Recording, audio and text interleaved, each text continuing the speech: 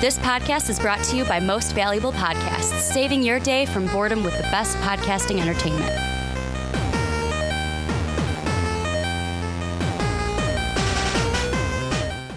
What's up, Real MVPs, Ricky Widmer here, along with fellow Manchild, Johnny Karlic. Who here hasn't been to space? Don't throw up in my ship. I will try not to. And the one thing I will say I noticed, Johnny, last week we recorded on a Friday because Sunday was, what was Sunday? Easter was last Sunday. And the thing I noticed last Sunday is my intro was a little bit off from what it usually was. But I didn't say what's up, real MVPs. Or no, I said what's up, real MVPs. I didn't say fellow man-child Johnny Karlic. I just said, I'm here with Johnny Karlic. And rewatching it, I was like, that just sounds weird.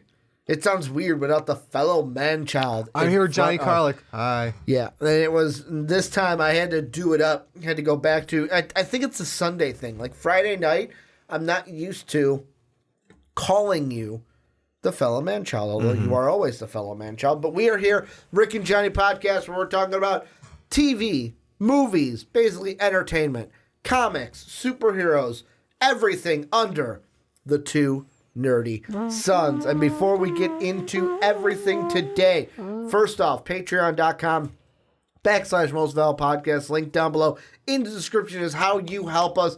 Our big goal, getting a new studio. So every dollar we raise on Patreon this year goes towards that goal. We have a bronze, silver, and gold membership that gets you things like being on the podcast to talk about topics, picking podcast topics, and then also an exclusive podcast called the MVP Podcast a month early before everyone else. You get a graphic conversation a week early. This week's, for patrons only, will be Hellboy. Seed of Destruction, I want to say. Sure. Was volume 1, but episode 2 will be live for patrons this upcoming Friday. And then also cool things like access to the MVP Discord and cool shit like that. Number 2 is please go over to Apple Podcasts and iTunes. I know you guys have Apple IDs. Make sure to give the Rick and Johnny Podcast a 5-star rating. It really, really, really, really helps us out and gets us into the ears of more people. But today, we're continuing an Avengers Endgame discussion that I will say spoilers for in the Endgame discussion. Just going to say it now. I'll probably say it again before we get into it. Then we're going to talk Dark Phoenix. There were reshoots, especially for the end. The complete climax of the movie was changed. And then number 3, a live-action Rugrats movie is in effect. It gets its director. Is it a good idea? We're going to talk about that to end the podcast. But Johnny, let's dive into our Avengers Endgame topic for this podcast. I will say it again. If you have not seen Endgame, please see Endgame first before watching this. This will be riddled with spoilers the whole way. You have been warned. And then number 2, if you haven't checked out our review of Endgame, check that out also. This is kind of a continuance of that. It's not a review, but it's a topic that I didn't want to put in the review, so we're doing it here on the podcast as its own standalone topic. But Johnny, we've got a ton of things to kind of go over with Endgame of how it affects some of the different MCU movies and Disney Plus series. The first one I want to look at, though, is I'll let you decide. Do you want to look at Guardians 3 first or Doctor Strange 2? Since you're making me choose between 2, let's do Doctor Strange 2 first. So here's the big thing with Doctor Strange 2 of why people think it's going to affect the movie coming forward. Okay. If it is happening after Endgame is all said and done, there's no more Time Stone. The Time Stone has been destroyed. That has been Doctor Strange's ultimate weapon in defending us from the forces of evil. From Dormammu specifically. What do you think this means, Endgame, because of that, means for Doctor Strange 2?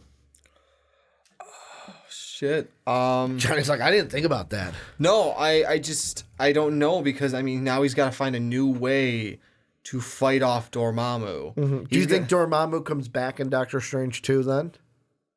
I think is he still stuck in a time loop even though the time stone is? I don't think he's stuck. No, the only way he was going to be stuck in a time loop is because the time loop was going to be him kind of killing. That's right. And then Doctor Strange says, leave or I can do this all day. He's like, leave or I leave us in a time loop. Yeah. Because this will keep happening. So he left instead of being in that time Exactly. loop. It was either the time loop or you leave us. But now Doctor Strange can't do that again. Exactly. So he's going to have to definitely hone up on his skills as a master of the mystic arts. Yeah.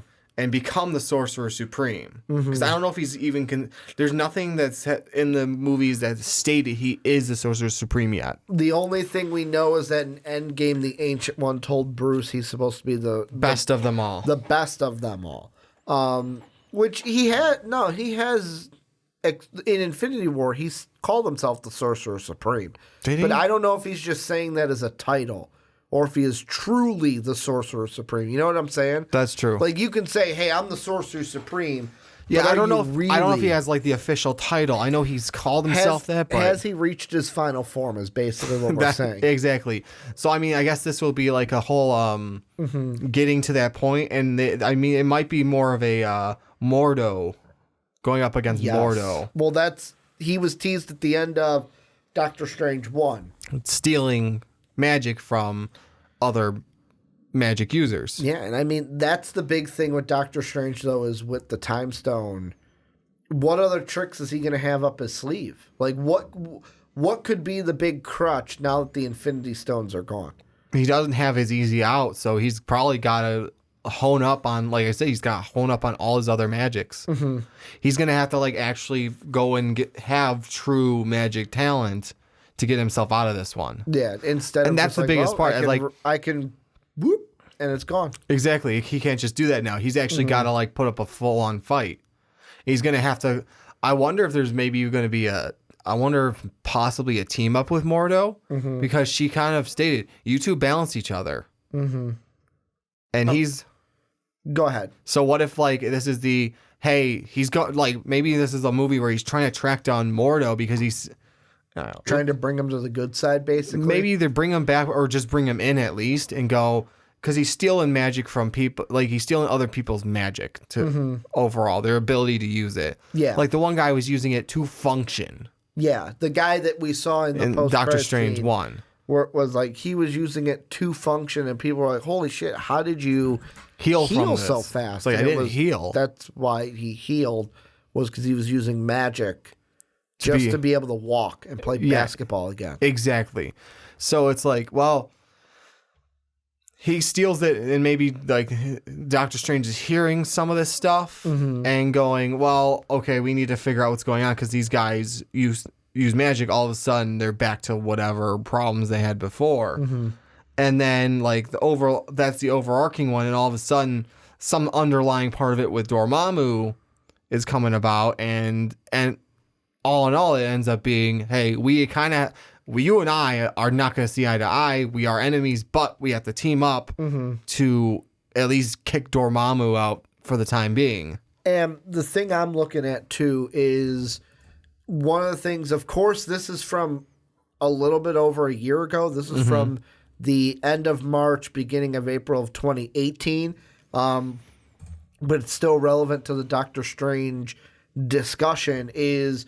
So, C. Robert Cargill, who wrote Doctor Strange with Scott Dickerson, he spoke a year ago in a Q&A following a screening of the movie in Austin, Texas. So this was right around the time Doctor Strange was coming up. During the Q&A, and I'm getting this from MovieWeb.com, during the Q&A, Cargill spoke a bit about where they want to go in Doctor Strange 2, and says Nightmare will be a villain. I did forget about Nightmare. Nightmare is one of the major foes of Stephen Strange in the world of Marvel Comics. And according to Cargill, he and Dickerson are committed to bringing him into the fold if they get to make a sequel, which now we know the sequel is coming. Some other quotes that they have from him are, Marvel movies work in threes. They also work outside of their threes.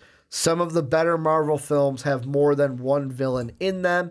Me and Scott have not laid the groundwork for it, but what I can say is that I have a feeling that whatever Nightmare is involved with, Baron Mordo, being somebody who considers himself the defender of natural law, will have something to do with it.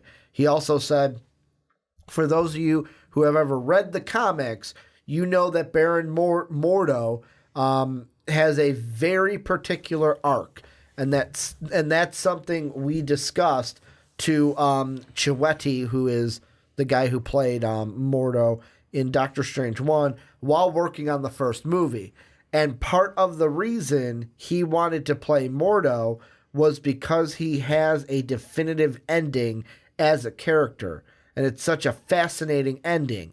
And I do know that whether we're attached or not, that Marvel plans on working towards that ending and fully realizing Mordo as more than just a cardboard cutout villain, but actually taking him to kind of a Loki level of awesomeness. That's the goal with him.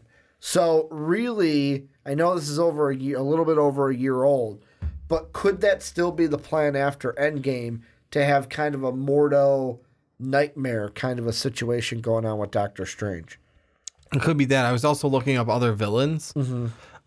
That Mordo, one of them apparently is Lady Death. That one I didn't think would be. I don't think they'll do, because they didn't do that with Thanos. No, they didn't. But Mephisto is one. Yes. And here's one that'd be cool because it could be another crossover with Thor and Doctor Strange. Mm-hmm. Enchantress. Ooh, that would be cool because they're talking Thor 4. So yeah, Hemsworth is still in the universe.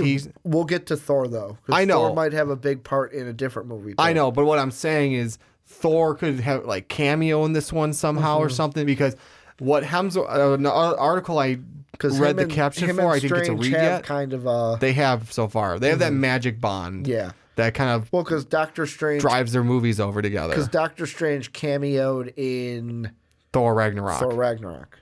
But what I'm saying is Thor could cameo in it, or they could have like the kind of Hulk Thor team up where it's not until halfway through the movie. Mm-hmm. But excuse me.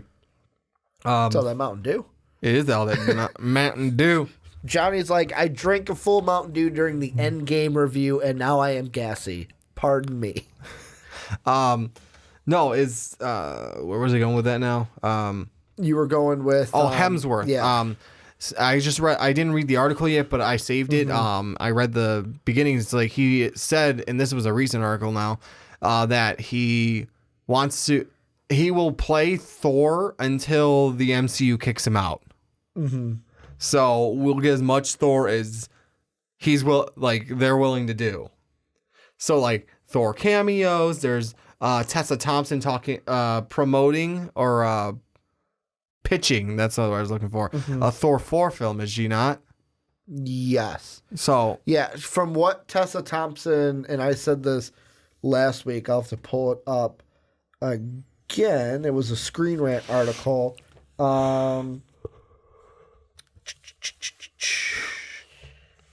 Yeah, because now everyone is talking about, because the first thing was Tessa Thompson said that Taika Waititi is on to direct and write Thor 4. Don't know when it's going to happen, but she kind of threw that little Easter egg out there. Now the big thing is Thor is he going to be in Guardians 3? Yeah, after what we saw as well. But let's put a bow on this Doctor Strange before we move into Guardians 3. The big thing with Baron Mordo that I like, or Modo, that I like with this is the kind of character arc they talk about, because we kind of gotten, so like he's already done his tutelage. The Doctor Strange part of his arc, we already went through with that. The only thing I'm kind of stuck on is, have we seen the Dormammu part? Was that the ending of Doctor Strange? Where here it says Dormammu also employed Mordo as a pawn to try and enter Earth. He sent Mordo and his minions to attack the Ancient One. That was not like they did that, but it wasn't Mordo. It was Caecilius. Yes, like they changed who it was. Like that would still be considered Doctor Strange 1. Am I correct? Yes. The other thing that I kind of think of is, could we get a point where Mordo, wow, why is that so hard for me to say? I have no idea. Is working with Nightmare, and there is a part in the comics where Mordo took over the identity of Doctor Strange when the original was powerless during the battle at the Sanctum. Here's what I'm throwing out. What if this takes place? It starts off taking place during Endgame. Like during the 5-year absence of Doctor Strange, where, and this is how you play it in, how the Avengers don't know about this because there's so many less people. What if Mordo impersonates Doctor Strange a little bit here, a little bit there, just for when he needs to? Like, not like, hey, I'm going to make a big spectacle, draw eyes on me, but like impersonates Doctor Strange to do stuff during that time. Then Doctor Strange comes back after the Battle of Thanos and then has to deal with Mordo and Nightmare. Of like, great, I have to deal with them without the Time Stone. Yeah, maybe it's starts off as a story of him keeping natural law, kind of somehow stumbles upon Nightmare. Yeah. Makes a deal with him. Say, for whatever. Maybe it's like as soon as he finds out Doctor Strange is back. Yeah. He stumbles upon Nightmare, makes a deal with him, saying, help me get rid of this guy who fights natural law. Yeah. Who fights against natural law, not knowing that the Time Stone is gone. Because he still would think that, hey, he's got the Time Stone. Exactly. Until whenever he finds out or something. But still, he's like, you've broken natural law. This is done and over with. It is what it is. You've done it now. One I found interesting, another villain he has, and not that they would do it, but it would. Dracula is one of his villains. Yes. People, and that would introduce people thought Blade. about that. Yes, it would. Because they do want to do A Blade movie. Well, they want to Reboot. do a Blade movie, but they also have, and this is the interesting thing, so they have the deal with Sony for Spider-Man, right? Yeah. The question I throw out with that is, if Marvel wants to do Blade, if the Morbius movie does well, do Sony and Marvel come up with another bond of like, hey, we're going to do another partnership. We're going to do a Blade movie, and Blade is hunting Morbius. They could probably do that eventually, but they have to like introduce the, and this wouldn't be a bad way to go about it. Because let me see really Even quick. if like you introduce Dracula in like the first third of the movie and make that like the arc and just like have it like him mention Blade. So, hey, Blade's in the universe now, guys. Yeah. Let me see really quick. So Blade film. Let's see. Yeah, New Line Cinema was the one but that was years old. Yeah, it's old. The only thing I wonder with it, and it depends on if the rights have changed at all. Let's see, New Line Cinema. Yeah, but is New Line Cinema under the Sony brand is what I'm wondering, or are they their own thing? Nope. New Line Cinema was a property of Warner Brothers, which I don't think Warner Brothers has the rights to Blade anymore. The question that I would have with it is because I think it was, what movie was it? I think it was Blade 2. They did a reference, or was it Blade Trinity? One of the ones at the end, they were originally going to do a reference to Morbius and have him be the villain. Was because at the end of the movie, they're on like the roof, and it was originally supposed to be he looks across like to another roof, and Morbius is standing there. And then like, boom, Morbius is gone. Kind of like that's the next baddie for Blade to go after. So that's why I bring up the maybe like that's a Sony thing, but I don't know. I don't know if Blade is under the Marvel umbrella or the Sony umbrella is basically I think what I'm it's saying. Marvel, because I thought Marvel was talking about rebooting it. I think so. I think you might be right.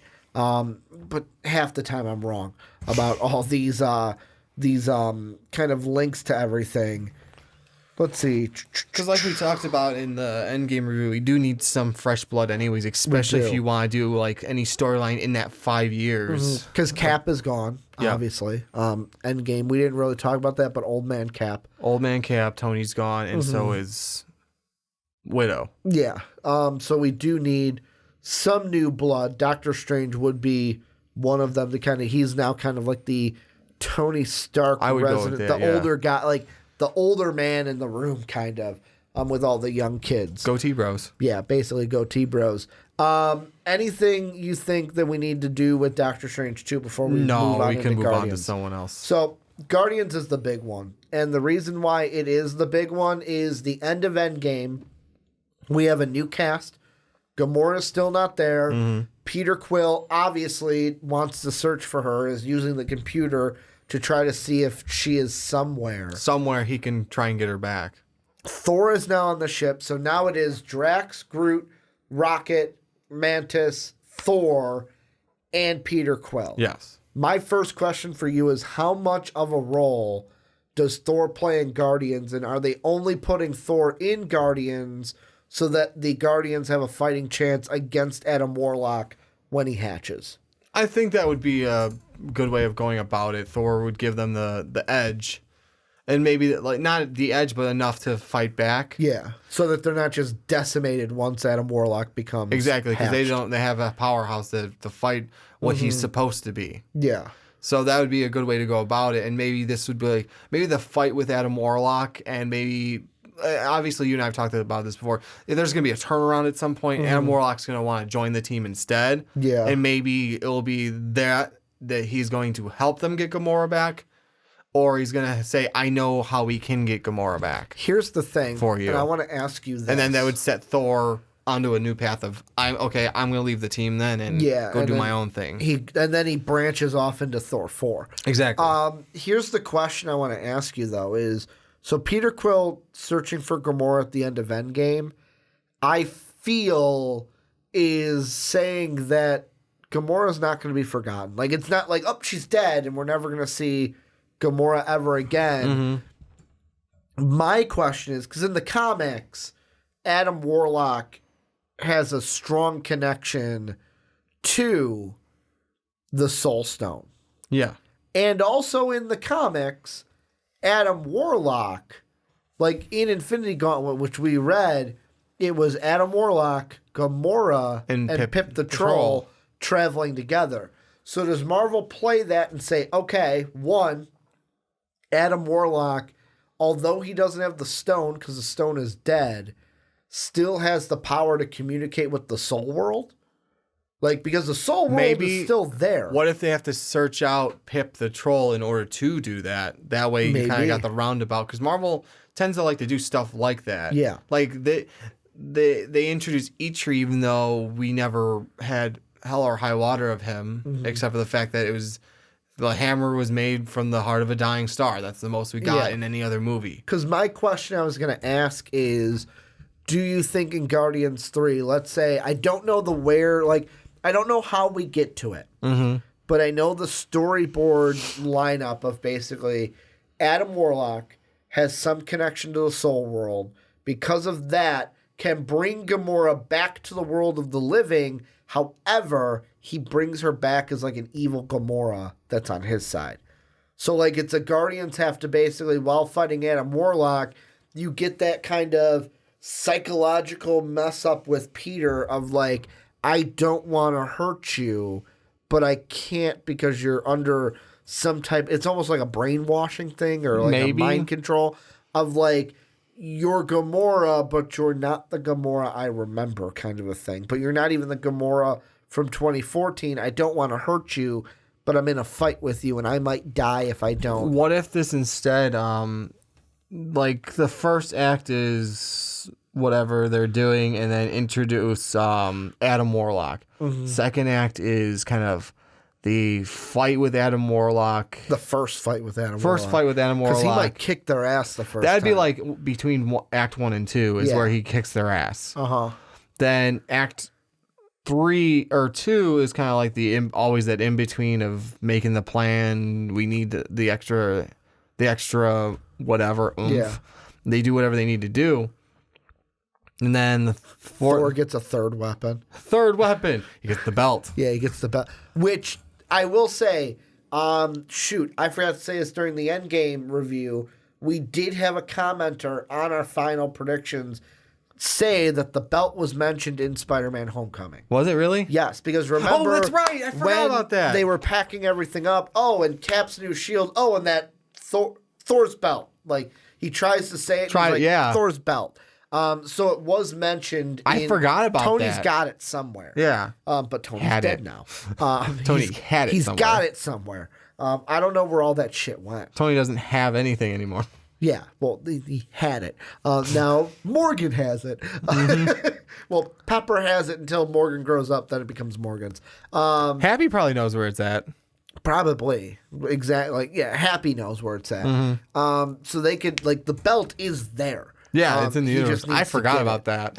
And I'm going to look up while you're talking who exactly so I can give them some love for commenting that. What I was saying. So it's going to be like Act 2 is going to be the whatever they need to do to beat Adam Warlock, or in this case, it's going to be like something that kind of flips it, and like because in between Act 2 and 3, and then Act would be kind of the second fight with Adam Warlock, and then ending it where Adam Warlock turns to their side, sort of. Zeon Floss. Foss. It's Zyan Foss, Foss. So Zeon Foss? Zeon Foss. He was the one that said... Well, thank you for that. I forgot. They talked about the belt in Homecoming, so it's probably already in the Avengers base, and Thor just doesn't know because he has been in space for so long. That's what he said. And I saw that, and I was like, that's a good point. Well, thank you. I forgot about that. But... Go ahead with what you just said again. So, like, the third act would be kind of combination of, hey, we're going to have our second fight with Adam Warlock and kind of start tying loose ends, have Adam maybe turn on what was the Sovereign? Yes. You almost said the Ancient One because that's what I was thinking. I didn't say the Ancient One. I just couldn't remember what they were called. Oh, the Ancient One? And I'm like, nope, that's Doctor Strange. Nope, he's going to probably turn on the Sovereign and whatever other villain they decide to throw in there as well, maybe, to be the overarching villain. Yeah. Because, I mean, it was... Guardians 1 was Ronan. Ronan, but Thanos being the puppet master. Yeah. Then in number 2, it was Peter's dad, Ego, the Living Planet. But also the Sovereign. Yeah. Because they were at the beginning, and then obviously that's what they used for the... Well, yeah, they also had the plane battle where they all died. Arcade. The arcade. And then they... For this one... I'm trying to think. Do we know who the villain's going to be? Or I've heard nothing about that yet. I know it's going to be what it seems like it's going to be a search for Gamora. Yes. It's going to be because for all we know, I don't know if there's a Thor Guardians crossover villain. There could be. The thing I feel like it's obviously got it. So it's going to have a Sovereign Adam Warlock tie-in. It's going to be a search for Gamora, and then I should probably have been looking these up. The thing that I just want to throw you this question, and this has been going on in my head while we've been talking about this. If they find a way to bring Gamora back in whatever way because of Adam Warlock, are you going to be upset in a way? Because it's like, really? Like, so we're just erasing what Thanos did to Gamora. We're erasing then maybe the sacrifice that Nat made, because that means that Nat could possibly be brought back. Would you rather it be Peter Quill finds out that Gamora is gone and there's no way of getting her back? Or do you want her to be brought back in some way because of Adam Warlock's connection to the Soul World? I almost kind of want that. I wanted to like make it like a how do I put this? Maybe they have to, like I said earlier, maybe seek out Pip the Troll at some point in the movie to help them do that. And because I want Thor to be there to, if he sees that Gamora gets brought back because she was taken into the Soul Stone, he's gonna maybe think, I could bring Nat back. I could bring everyone that got decimated. Maybe even bring everyone that got decimated back. There's also going to be the Inhumans movie that happens before this. Yes. Which we did technically see. Did we technically see a version of the Inhumans in Guardians 1 with the big, tall, purple thing with the huge mace? Those aren't the Inhumans. Those are the Celestials? The Eternals. The Eternals, I think that's one of them, yeah. Like, because that movie is going to happen before Guardians 3. Because Guardians 3 is like, what, 2023 we're thinking? Yeah, and here's another one I forgot that could be a villain towards the Guardians. Go ahead. Any Eternal or Celestial. Basically, that's why I'm saying like the I'm Eternals saying movie more so Celestials because it's going to be like Celestial. Some of them might just see it as them as Celestial killers, and just go, we can't have this. Yeah. Let's see, Adam Warlock. I'm looking right now at like the thing of like rumors that we hope is true and rumors that we hope are not. One of them is obviously Adam Warlock having a new role. I got an interesting question for you, and this is because of this. Does Marvel at that point, because this movie would be 2022, 2023 after James Gunn is done with Suicide Squad, could they introduce the Fantastic Four with this movie? Or is that way too much for one movie? Or is this just the, hey, it's number 3, let's fucking just let's end the arc with these characters. Focus on the Guardians. Because their arc is basically, it was not tied down after Endgame. Like, it was one of those still left open because obviously we have Guardians 3 coming up. Yeah, no, I say maybe not necessarily end it. You can always like tweak the lineup, and maybe that's why you don't bring Gamora back. Maybe someone else, someone steps away and someone dies. Or 2 people step away and you have like Adam Warlock and you can bring in Cosmo because he's there now. He's in the universe, and not Moon Knight. I'm trying to think of Moondragon? Was it? Yeah, Moondragon is another Guardians of the Galaxy member. I can look it up real quick, make sure I got that right. Look it up. Let's see. I think you might be. Yep, you're right. Affiliations: Infinity Watch, Avengers, Guardians of the Galaxy. Oh, we have Mantis still. It says Beta Ray Bill joins at one point. Which they have teased Beta Ray Bill. They did at joining the universe. We already know he's in the universe because of Thor Ragnarok. Yes, we saw him on the. He was one of the champions. Thank you.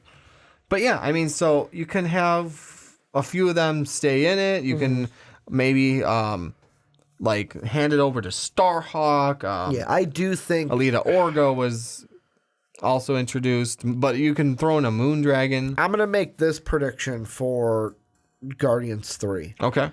I don't know if Rocket and Groot leave. I think they stay. But I think that for sure Quill is done, Drax is done, Gamora's done after 3.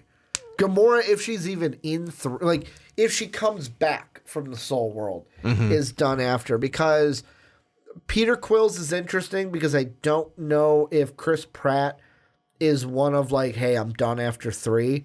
But with Drax, I do think that Batista might be done because we're seeing him do like he's doing other movies now. It's not just the Marvel movies. He's starting to slip into other movies and starting to do more and more of those. So he might want to step out and like, hey, I want to do other movies for a while. Basically, how do you become The Rock? You don't stay typecast into one character for your entire career. Marvel was basically his stepping stone to becoming the actor that he is. Because I think he's going to be in the new Dune movie. That's what I heard, yeah. Mistaken. But like we see him in movies like Stuber that's coming out this year. Also that movie that we saw where he's a CIA spy. Yeah, I forgot what it was called too. I forgot that one, but like Stuber was the one with him in the Uber driver. But that's why I think he's not going to be there. And Dopinder, right? Yes. Okay. And that's why if Gamora if Peter leaves, Gamora's done because like there's no. I almost want to see Gamora come back just to be with Quill, just to drive a story for Thor now, Thor 4. Okay. Because it's like Thor. I feel like that would set up in Thor's head. If they can bring Gamora back, I can bring my people back. I can bring Asgard and I can bring my people and maybe even Asgard back. Do you think Adam Warlock takes over the Guardians at the end of maybe? this? Because you'll still have Mantis. I think Mantis might stay, and Rocket so will and Groot. Yeah, because Rocket, that's his family. Yeah, he's not going to leave, and Groot's going to stay with Rocket. Yeah. I think Mantis really has nowhere to go now, so you have Adam Warlock step in, and maybe bring in Cosmo. Maybe they pick him up at some point because he's in the universe. He's in the universe. He is also a Guardians member at some point or another, and then maybe somehow introduce a Moondragon or someone else just to kind of tie it all together. One of the last. I keep saying Moondragon. I know there's other characters, but she's the one that I'd like to see. So I've got two things I want to throw out now. Okay. So we're putting Guardians away. I've got one more movie I want to unpack because Spider-Man: Homecoming. That's not one where that one's so far in post-production where it's like I kind of feel like that was planned with Endgame, where it's kind of like the tag to Endgame. Yeah. This is its after credit scene. Basically. Here's the last movie I want to mention. Black Panther 2. Yes. The question I want to throw out to you is because Okoye is the one to have the conversation with Nat about the earthquake, and Nat's obviously dead. Do we see in Black Panther 2 a Namor crossover? Do we see a battle between Black Panther and Namor? I think that would be a fantastic way to introduce Namor. Bringing him into the universe, because they do have a little spat with each other throughout some of the comics, from what I remember. And what you could do, and this is why I want to see that. So Mark and I read Avengers versus X-Men for a graphic conversation. Yeah. And I'm going to throw it out again because I got to give him his props. It was a fan recommendation. Okay. I want to give him his props here on the podcast. That was Addison. Excuse me.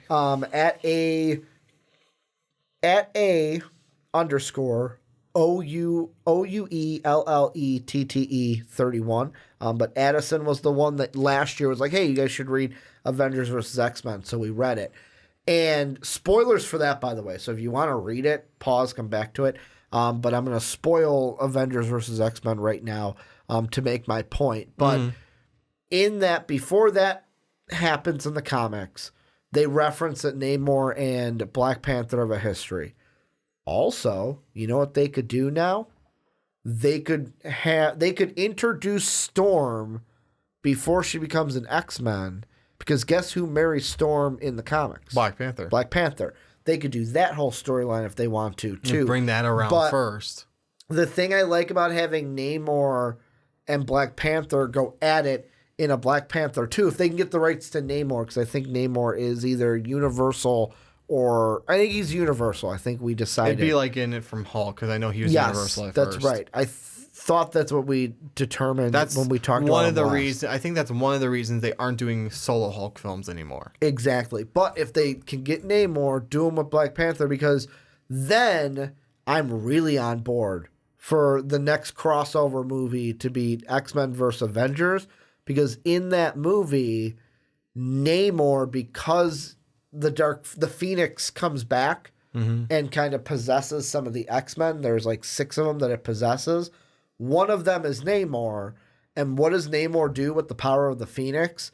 Just destroys Wakanda, lays waste to Wakanda, to where it's like it was like on, and he just demolished the entire city, the entire place of Wakanda. And if they did a Black Panther 2, already having that precedent, that could just build in an Avengers X-Men kind of movie. Yeah. That makes me do that in Black Panther 2 so we can get Avengers versus X-Men, because I was already on that board when they got the Fox Disney deal done. The only other thing I would want to see is Oh, what is it? Oh, let me look it up real quick. I feel like I always mess his name up. Is it a Black Panther villain? Yeah. Why aren't you showing me? It does not. Give me his damn name. It's one of the main villains that I know of for him. Anyways, I'll click on this for now. So I think the intro should be sort of a little spat, like first. Make that like the main thing, but make like the first one the little spat between him and I believe goes by. They're not going to show me the name again. Where the hell is it? But M'Baku. White Ape, I think it goes by. M'Baku. And I feel like that would be because, like, he should, like, oh, God, how do I say this? That should be, like, because I feel like he's the one that's had to run Wakanda. Well, now it's been 5 years since T'Challa's been gone. So he's probably gotten used to being in charge, and B, whatever he's needed, and that's going to be the... Keep going. I've got a kind of realization. Yeah, no, so that would be like hey, no, I'm in charge now. You've been gone for 5 years. I'm now king of Wakanda, and I'm not letting you turn it back to something else. So, question. No, go ahead. So you know how this is in the Endgame review? We talked about this. I may have Man Ape. No, did we talk about this, or did we talk about this in this segment? I can't remember. But the Fantastic Four. Did I bring them up in this segment or the Endgame? I think Endgame. I think in this one. No, did you? Did I? Endgame. I think you brought it up in it. I thought it was an Endgame. Okay. So basically my thought process... You brought up in Guardians too. Yes. As well. That's right. And then we went on the tangent of... No, it was Endgame because I thought of like the pre-snap kind of thing. Yeah. And then we brought up they could... have been in space and not affected by it. But then they would have been affected by it. But maybe not the four of them. I said, add 2 people into the ship and have them get snapped away. Going on with that. Yeah. Take that thought. During that 5 years of the snap, Von Doom makes it to Earth. And they don't. If that happens, he builds up his... what nation is he in? I almost said Sokovia. Latveria, yeah. Boom, that could be a villain. They could introduce a Doctor Doom without having to do the Fantastic Four kind of story of like, hey, neighboring country, what the hell is this? Never heard of them before. Oh, wait, it's fucking... Latveria would be kind of Europe, though. Would it? Not Wakanda. Not in Africa. I mean, the thing... Because here, the article that I'm looking they can put wherever they want, but says, I feel like... Doctor Doom... has been king of the nation of Latveria, a cruel and proud monarch whose pride is only matched by his hunger for power. Doom is a matter of science and sorcery and will do anything to prove himself superior to any foe. Can you picture what would happen if we got a cinematic war between Wakanda and Latveria? Doombots versus the army of Wakanda, Doom versus T'Challa in a struggle for freedom. Wakanda has never been invaded, as it has always been hidden from the yoke of European imperialism, but Wakanda has never met Doom. And this is me going on my own thing.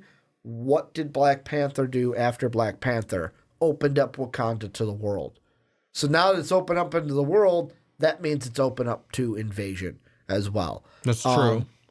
The other 2 that I wanted to throw out there that I do like from this article I'm looking at is the first one is White Wolf. I think that would be a cool one because it kind of plays a little bit. I mean, the name had already been given to Bucky in like what it says here. Yeah, you think I was going to say the name has already been given to Bucky, but perhaps there was another White Wolf before Shuri healed Bucky, an angry and weary White Wolf ready to return to protect his sudden vulnerable nation now that Wakanda has revealed itself. And the other one, Baron Zemo. He didn't die. That's true. He's still T'Challa alive. said you were going to pay for your crimes. What if he never paid for them? And now he's back for vengeance against T'Challa. It could be that. I have another one for you, and this Go kind of ahead. plays back into the Namor one, and could actually set up like a battle between Atlantis and Wakanda. Atuma. Yes. So like maybe Atuma's kind of like manipulating Namor, and like that's why you got the shift in the plate. That was something else going on. It wasn't just an earthquake. It wasn't just an earthquake. It was like the start of an attack of some sort. And Atuma is manipulating because he hates the surface dwellers. Yeah. And he also knows maybe that, like, obviously since Wakanda opened up, they've got a shit ton of vibranium. A very important, a very good metal to have. Yeah. We can use this to take the surface. No, I would... Namor is the number one guy I want. I want I would love it now that I'm thinking about it. Namor and Atuma. Atuma is the legitimate villain, but he pin Black Panther and Namor against each other for the first part of it. So, I'm going to throw out one more for Black Panther. Okay. This is a personal one excuse that me. I don't think we'll get. Craven. I was gonna say Batroc the Leaper. No, I want Craven the Hunter. Yeah, Because yes, Ryan Coogler wanted Craven for Black Panther 1, but apparently Sony, as I'm reading here, Sony kind of got rid of those plans because they own the rights Put the to all kibosh of on the Spidey villains. And now that Spider-Man's doing so well, I kind of feel like Marvel could maybe flex its muscles a little bit and say, hey, look at what Spider-Man's doing. You like having him over here. It's filling your pockets just as much as it's filling ours. Why don't we fill our pockets more? Let us use Craven and Black Panther too. And that could be something then we're setting that up for a Spidey one as well. The only question is with Craven, if he does not kill T'Challa, because basically it would be he is hunting T'Challa. He is hunting the Black Panther, is like his motive. If he doesn't succeed, what then brings him to hunt Spider-Man? as much as I like that, like you said, because of the crossover stuff right now, it's probably not going to happen. You're getting giddy. What are I you am getting giddy about? So I thought of one of two things. So the beginning first, and then kind of starting to do this again with hey, this is the first act. It's going to be one of two things. Him taking the throne back from M'Baku. Okay. Or you brought up Helmut Zemo. Yeah. After 5 years, Helmut had to have escaped. Say that again? He's in captivity right now. Yeah. From before the snapshot, he's in a captivity. I'm going to say he had to escape somehow. Within those 5 years. Within those 5 years. And he wants revenge on T'Challa for letting him live. Yeah. When Zemo wanted to kill himself. Yeah, he's like, okay. And he's going to maybe go full Baron von Zemo with the purple mask. That's what I really want. And what would be cool, and this is like, it's all just first act. This is like, hey. And for basically... I'm going to say throwaway villain. It's not going to be actually like he kills him off, but... And get this, crossover to a Disney Plus series we're going to talk about in 2 seconds. He sees Bucky being Bucky, and it's like, what did you do to my prize? What did you do to my Winter Soldier? Yeah. To where then he hates T'Challa even more. Very true. He It's finds like, out you ruined some my way- plan. He finds out some way that T'Challa healed Bucky. Yeah, and like you got rid of my one chance of like getting revenge on all this shit. Yeah. But that would be cool. Like, you got rid of my revenge because I wanted to take out Iron Man and Cap. I wanted them to like take each other out, not this.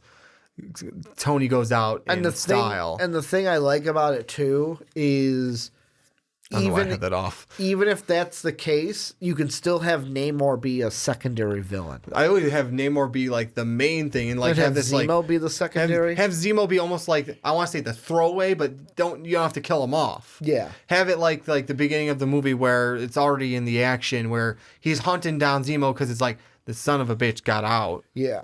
And Zemo's hunting him, vice versa, and that's just part of the first act. First 30 minutes of the first act. Kind of like I just want to. I don't even know what I'm Sort doing. of think of the first part of Age of Ultron. Yes. Where they're already in the heat You're of something. right. Yeah. And he's going after each other. And here's my favorite part. He goes to draw that sword he's known to have. T'Challa goes to, like, because you think he's just going to swipe the sword and cut the blade. And it doesn't even scratch the sword. Doesn't cut the blade. It's not vibranium, though. Okay. It's adamantium. Because they can use adamantium because they have the X-Men Yes, exactly. Holy shit, Wolverine! We brought in adamantium. It's already in the universe now. And then we can see adamantium versus vibranium for the first time in a movie. And it just goes, holy crap. Shink. Holy shit. And T'Challa's just like, why didn't this cut through? Yeah, and then he doesn't know, like, he doesn't have vibranium. It's because Zemo got the adamantium. And he goes, and then you can't have that conversation. Yeah. What is this metal you have? I got my hands on some adamantium. Or I got some tricks of my, like, they wouldn't just say that. It's like, Oh, yeah. I've got some tricks of my own. Basically saying, like, vibranium isn't the only toughest metal on Earth anymore. Here's how I would see it. So they're standing there. He draws the claws and say, just come with me willingly. You have nothing that can help you now. Yeah. He's like, I got a few tricks of my own. He comes running at him. And pulls out claws the sword. out. The sword comes out, goes like that, and the claws just go chink. Talking about Ronin style? Like how Ronin had it in the movie? But not like this. It's just like he draws the sword and holds it sideways to catch the claws as they're coming down. More like a kink. It could be like this too, but I just feel like it'd be his style. I'm just thinking like this. It's like the strongness of the arm. I would have more leverage like this. Like to hold. I just feel like it's his back. style. Yeah, I'm just saying. I'm saying his arm's probably stylistically- tougher than mine, but that's just an awkward I was just say position. stylistically, he goes across him. He like pulls the sword, goes across himself, catches T'Challa so he can push upward and just go. And when T'Challa goes like that, just like you said, doesn't not have to say anything. He goes, vibranium is not the only tough metal, or vibranium is not the only strong metal in this world. So here's the last thing I want to kind of get into. Yeah. Because movies are now aside, Disney Plus series. Yes. The first one I want to mention is WandaVision. And the reason why I'm bringing up WandaVision is apparently Elizabeth Olsen has given us kind of a little bit of a thought process of what it is going to be. Let's see if there's an exact quote. So per Variety, I'm just going to read this. So per Variety, Olsen recently teased WandaVision by revealing that the Disney Plus series will take place in the 50s. This information is based on the streaming platform's live chat, with Olsen noting, and here's the quote, "There's quite a few other comic books that we're pulling from, and it's going to be Wanda and Vision. They showed us a photo of us in the 50s. For WandaVision, Captain Marvel co-writer Jock Schaefer will serve as the writer, producer, and showrunner. She also co-wrote the upcoming comedy The Hustle with Rebel Wilson and Anne Hathaway, along with the upcoming MCU film Black Widow, starring Scarlett Johansson in title role. As for Olsen's WandaVision co-star Bettany, he previously received a Saturn Award nomination for a supporting performance in Age of Ultron. Most recently, he portrayed Voss in Ron Howard's space western Solo, a Star Wars story. So, yeah, this is from about, 3 days ago as we're recording this now. What are your thoughts, first off, on that? Because we have 3 Disney Plus series now to get through. Your first thought on that WandaVision, first off that name, WandaVision, being placed in the 50s, does that mean this is going to be an alternate reality type thing and Endgame doesn't touch it? That's what I would have to think is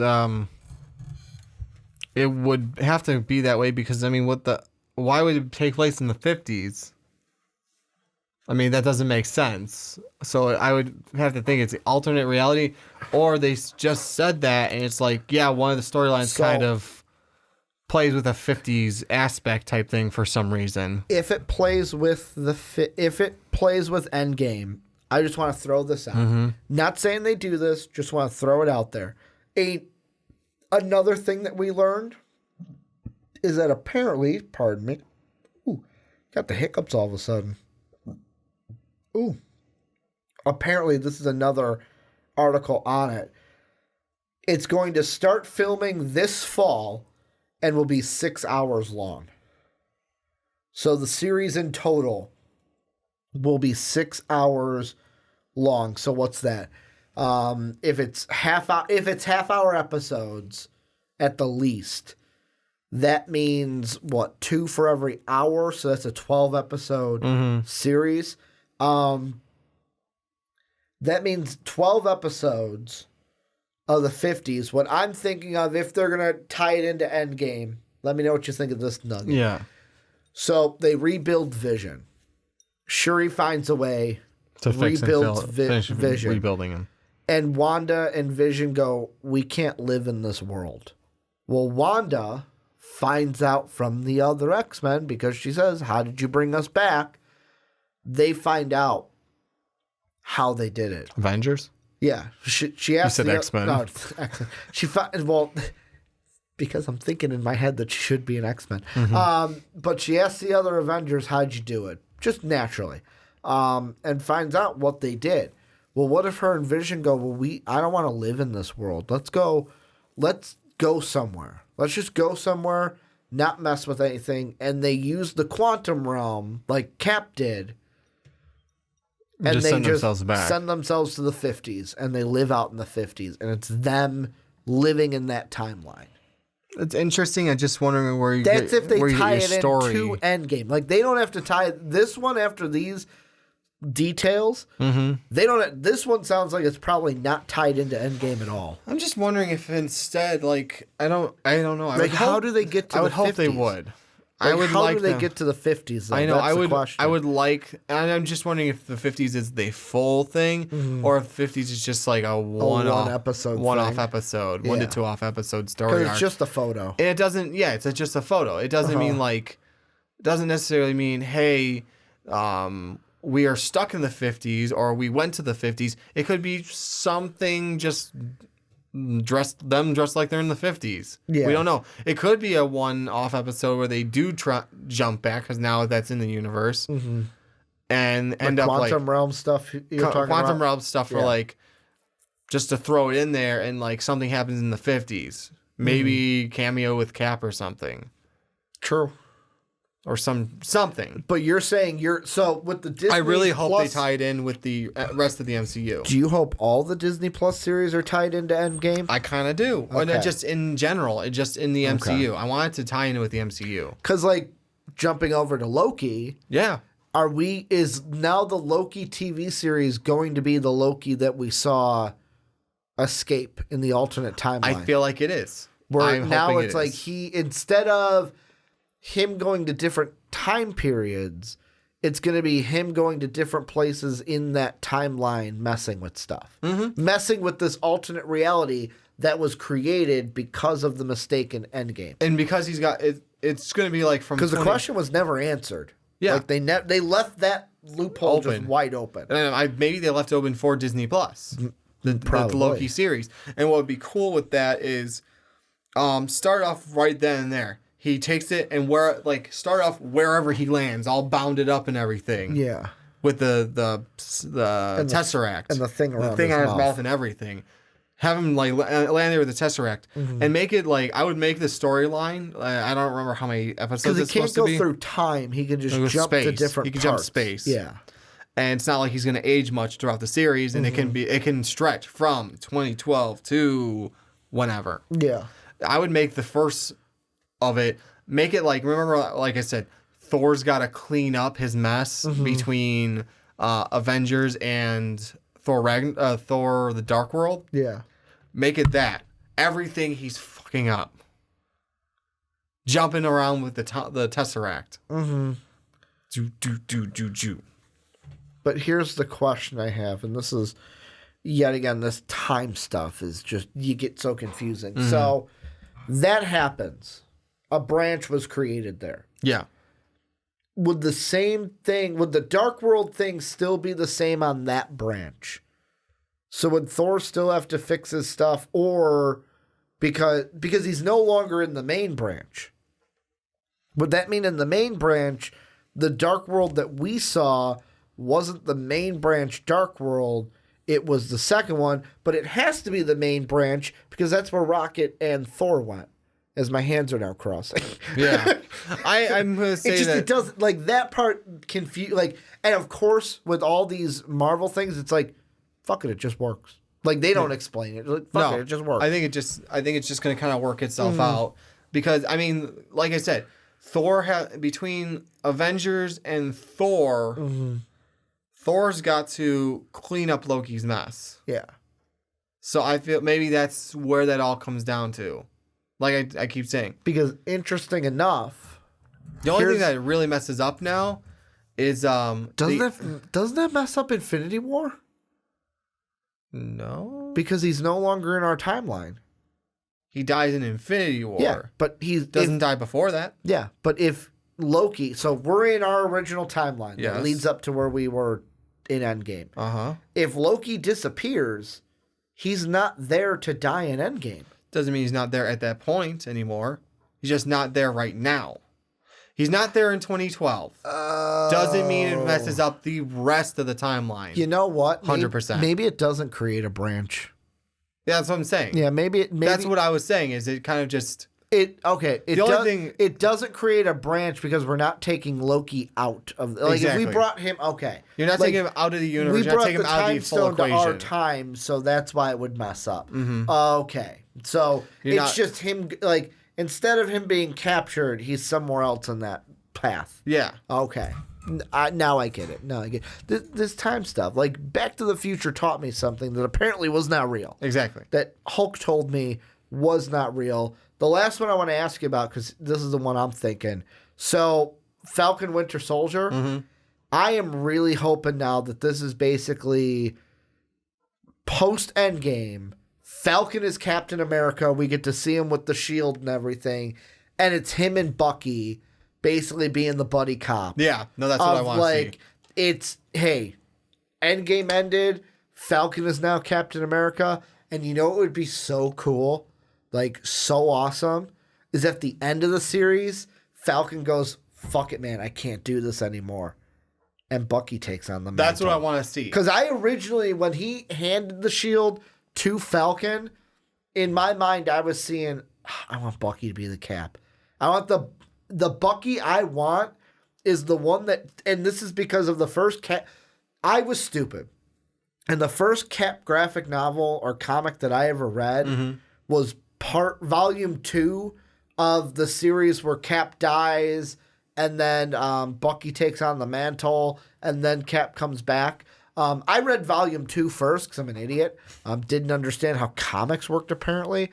But I dove into it and I was like, wait, this is not Cap. Why is he? It's Bucky? Bucky's Cap. This is weird. Like, I was thrown off by it. But because that's the first one I read, I want the Bucky that is Captain America's shield, star on the arm, like the red star, not red star, but like the Captain America logo that he has on his arm, because Bucky Barnes is now Captain America. Yeah, you know what? I would like to see that. I want to see the series where the two of them are buddy copping, and he goes at the very end of it and goes, I'm not the super soldier. Yeah. I'll join you in your fight, but I can't be Captain America. I physically can't be Captain America. I do what he does, but slower. Yeah. Which I am hoping, though, that takes off right after Endgame. That it's not a different point in the timeline. That it's these two guys together. I hope it's after Endgame, all that stuff, and I hope it's not like a separate from the universe thing. I hope it's them dealing with their shit, too. Cap, what do we do without Cap? They're both wondering, what do we do without Cap? Bickering like siblings. Basically. Kind of like when in what was it? Oh, Winter Soldier, where that'd be Civil War. Yeah. Where he goes, "Can you move your seat up?" No. No. And Bucky goes, Sam's driving. Hey, can we stop here? No. That's how it might be at the beginning. That's how I want it to be, like the first 3 episodes as they start weaning into being partners. But also they have to learn what to do without Cap actually being there. Yeah. I'm trying to think anything that we missed with this. No Disney Plus series. I don't think. the only one I'll ask, and this is just a question, is so Black Widow's a prequel, basically. It's right? gotta be, unless it's coming out before Guardians 3. yeah. So it's gotta be some sort of prequel. It's gotta be a prequel, unless it's her in the Soul World. Unless it's her in the Soul World, which I don't know where that's going gonna play into. I want a prequel. Son. I basically want what that. Give me the Red Room. Oh yeah, I want that. What that Jennifer Lawrence movie? What was it called? Red Sparrow. Yes. Yeah. I basically want that, but better. Because I've never seen it, so I would know. That was basically, we saw the trailer and it was like, oh, it's Black Widow, but just give me Black Widow. Yeah. So basically, give me how she became Black Widow. Give me her as a child, and then taken into the Red Room, taught in the Red Room, put out in the world, and then end it with meeting Clint. So another thing too, Budapest. We get Budapest at the end. Yes. Or would Budapest have to be its own movie? I think Budapest would have, unless they did a prequel where it's the them story getting of ready Budapest. They would do that. Like, it ends with them getting ready for Budapest. You ready to go to Budapest? Cut. Buddy cop film of them getting ready for Budapest. Yeah, because no. They're wait. Let me talk. Because Marvel's never going to give us Budapest.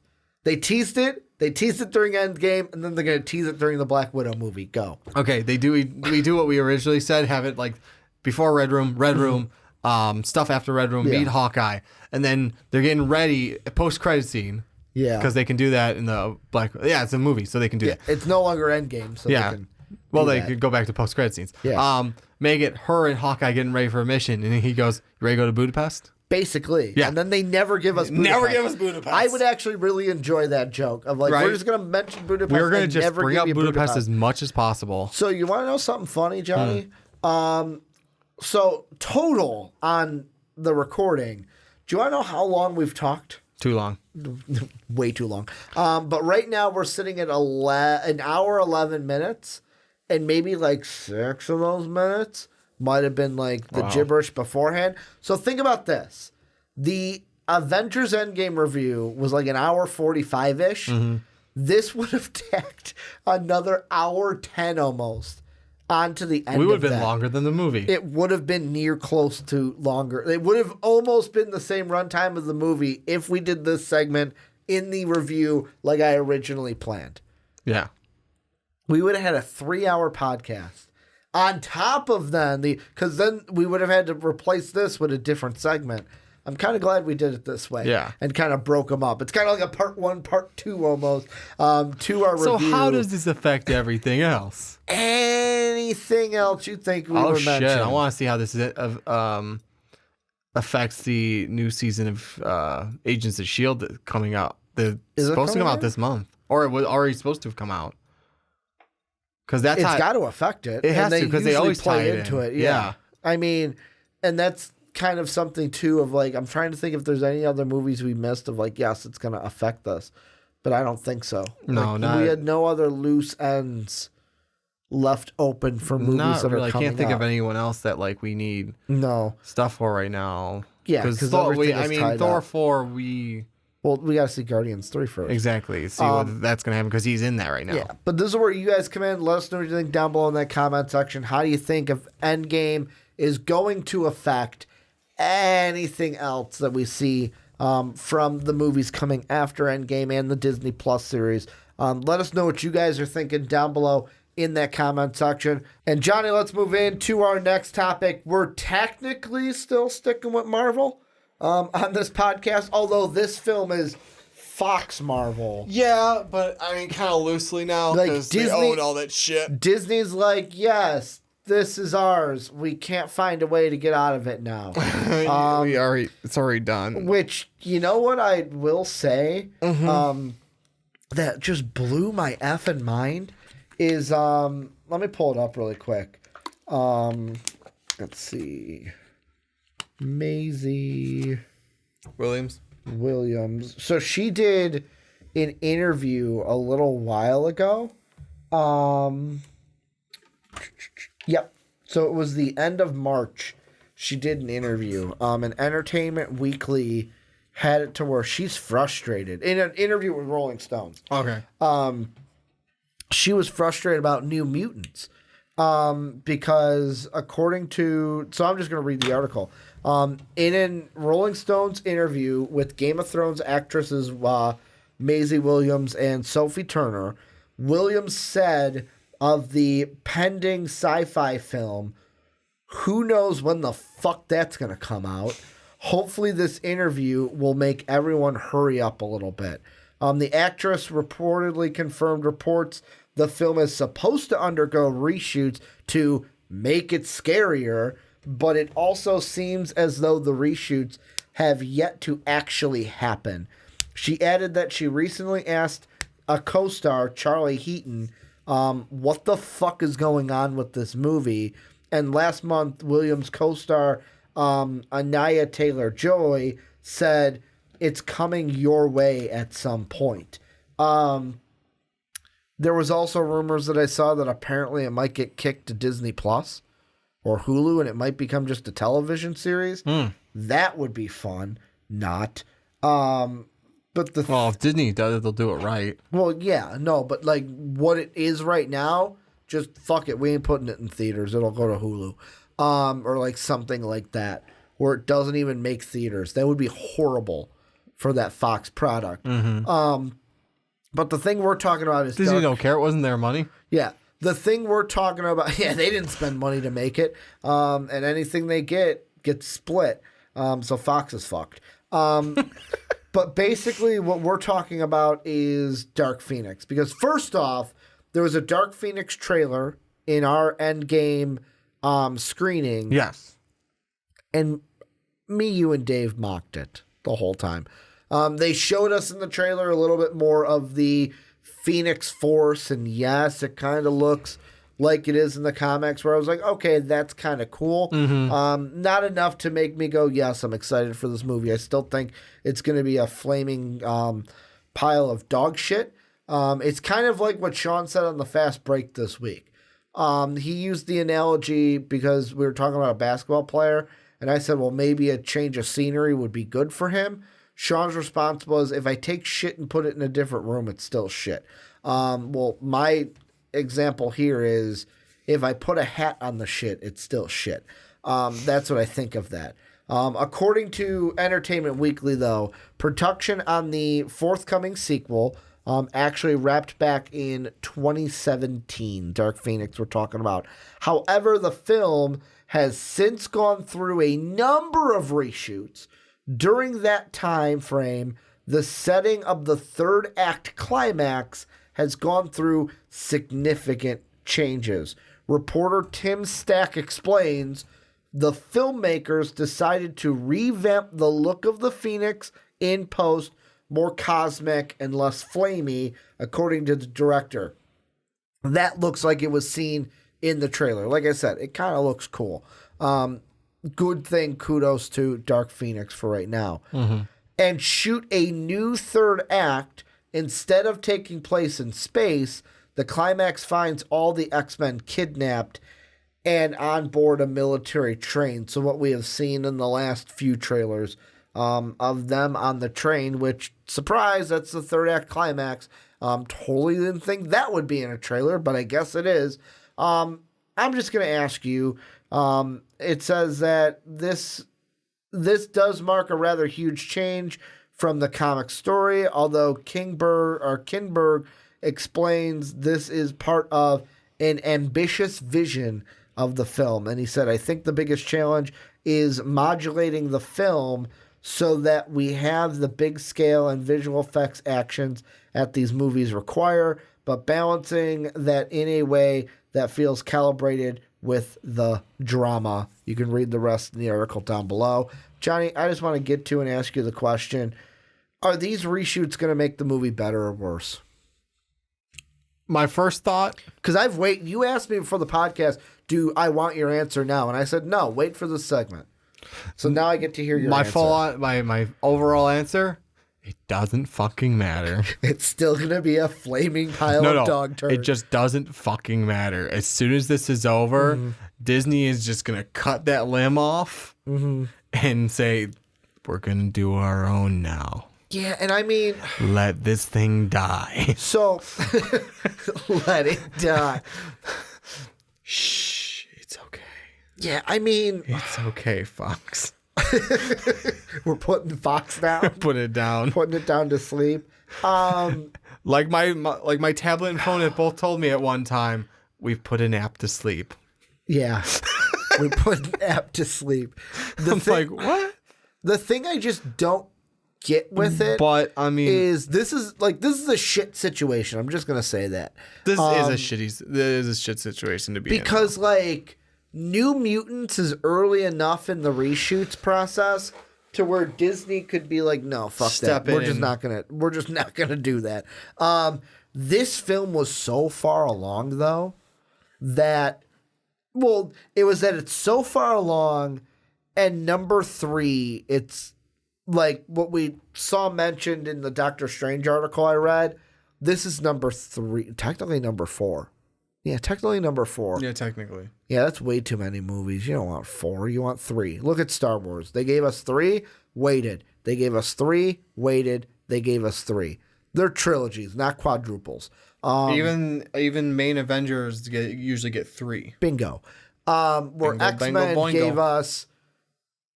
gave us First Class, Days of Futures Past, which really didn't have to fucking happen, Age of Apocalypse, and now Dark Phoenix. Am I right? Is that my thinking? In this session, yeah. Like the first time they gave us 3. Because it was the 60s, 70s, 80s, and now the 90s. Yeah. Is what they're going with. This movie to me, first off, I don't get the decision now to show us the climax scene in the trailer. I wouldn't have known until that article. Exactly. Like, I only know because of this article because we're doing this podcast. Yeah. But that's a bold move. Like Dave would say, bold move, Cotton. Let's see if it pays off. And my guess is that it's not going to pay off. This movie is going to be bad. This might be... I'm going to look at our movie reviews really quick because we are reviewing this movie because it's an X-Men movie. And we do love the X-Men. I do, of course. Mm-hmm. Of course. Let's see. Even if Wolverine's not in it. My worst rated movie so far this year was Hellboy. That was a 2.5. I think that this film could be worse than that. This will be a 2 or less in my mind. Like, that's what I'm gearing up for coming in. I'm not giving a rating until I go see it. That's where I stand. Because your lowest rated is a 3.5.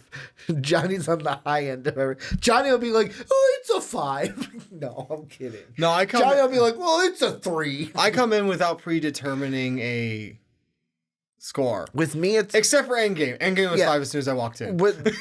With this one, it's hard for me because like everything up to this point, when I saw the first trailer, I wasn't excited. When I saw the latest trailer, I was like, okay, there's some cool things here, but overall, I'm not excited for this movie. Like Dave said after seeing, he goes, "Oh, I forgot how overpowered Pietro is in this universe, like how overpowered Quicksilver is." I wonder for So we got the scene in the trailer where he's running on the debris. I like how Dave's like, he's dead now. You're in Disney. You're dead now. So he's running on the debris towards Phoenix. I wonder if we're gonna get a Superman Flash scene from Jesus Justice League where he's running on it and she goes, and she turns. Yeah. And he goes. With me. With this, I feel like, and this has been the ride with me. Like, X-Men First Class, I actually really liked that film. Yeah. I thought it was a really good X-Men film. Days of Futures Past, I'll be completely honest, was not my style.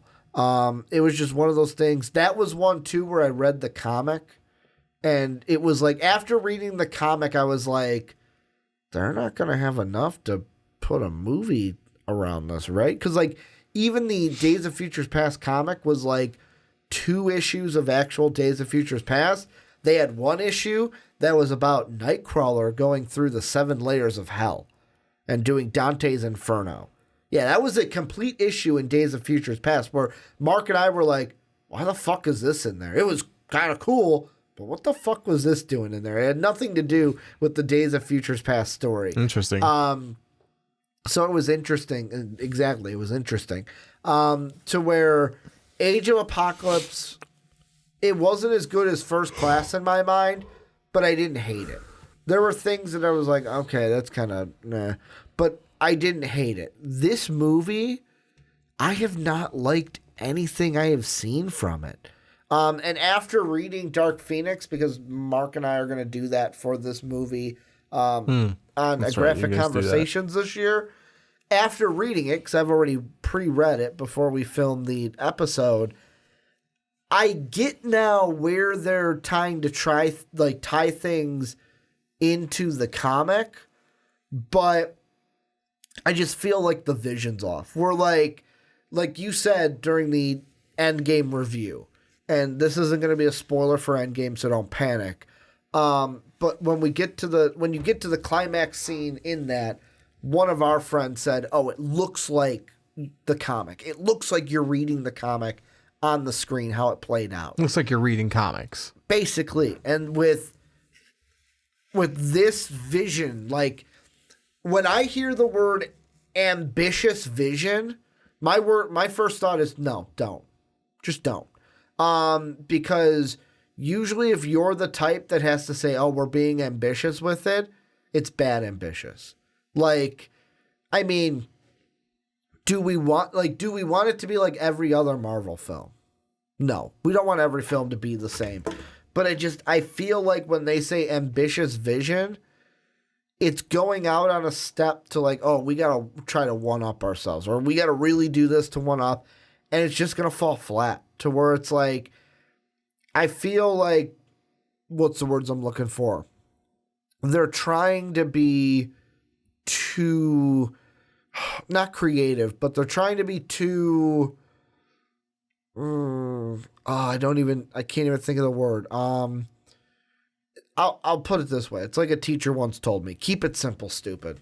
They're trying to do too much, and that's where the ambitious aspect comes in. What are you thinking? Because I've kind of rambled. I try not to have too harsh of a. I try not to go in with a score, like I said earlier. Yeah, I'm just spitballing. I know here. you like, are. I can see the movie, but you have an idea, and that's that's what I'm saying. It's like I'm trying to go in with an open mind where I don't want to have like too many pre-predictions. Am I excited for it?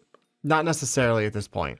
Is it because of the Fox Disney deal, though? Part of it's that. Part of it, like, to me, and I know this at this point, this doesn't matter because I think Disney's going to wipe the slate clean and just restart their own. Yeah, reboot them. Because not to mention, this is the 90s. I don't think they're gonna do anything timeline like that. They're gonna just set it where they are right now. They want to keep going with their universe. Bingo. So it's like, okay, we need old I almost said Patrick Stewart. We need old Charles Xavier. We need old Magneto. We need all these ones that are kids right now. We need them to be actual adults. And that's the thing. It's like, and you know what? I'm not gonna like shit on this one just yet. This one might be like, for all we know, it might be better than the other ones, and they're just trying not to show too many of the good scenes. I'm hoping that's the case, because even the train scene, we didn't get a lot from that.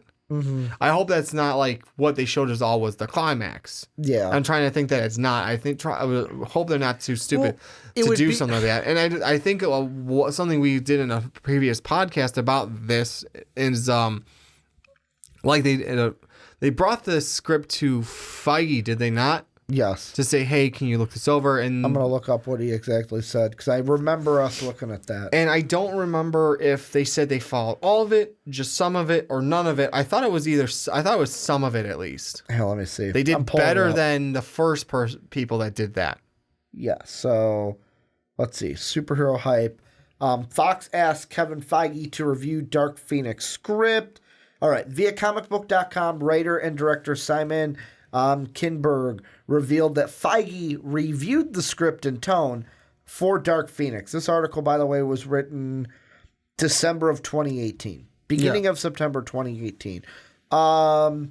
This news comes from Twitter user Lodix, who attended the film's recent panel at CCXP in Brazil. It's doubtful that any cast members from the current X-Men series will reprise their role once Marvel is in charge, so Feige probably wasn't sowing the seeds for any future MCU happenings.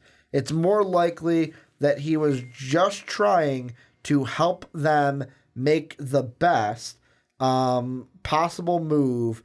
The best possible move. Feige has also indicated that even when the merger is complete, a new X-Men franchise is still a ways away. This isn't the first time Feige has given his 2 cents on a Marvel Studios film prior to its release. After the Sony Pictures hack in 2014, emails leaked between Feige and then Sony chairwoman Amy Pascal.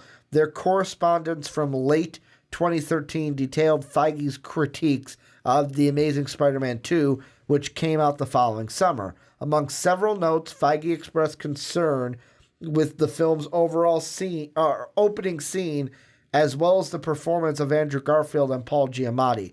Most of his comments were ignored, and the Spider-Man franchise was later rebooted again. So we don't know what X-Men is doing, but we do know that, hey, Sony asked Feige for help. Feige gave him his 2 cents. They ignored it. They made a crap movie. So I didn't like The Amazing Spider-Man 2. It wasn't great. It wasn't terrible. It was kind of like, nah. It was okay.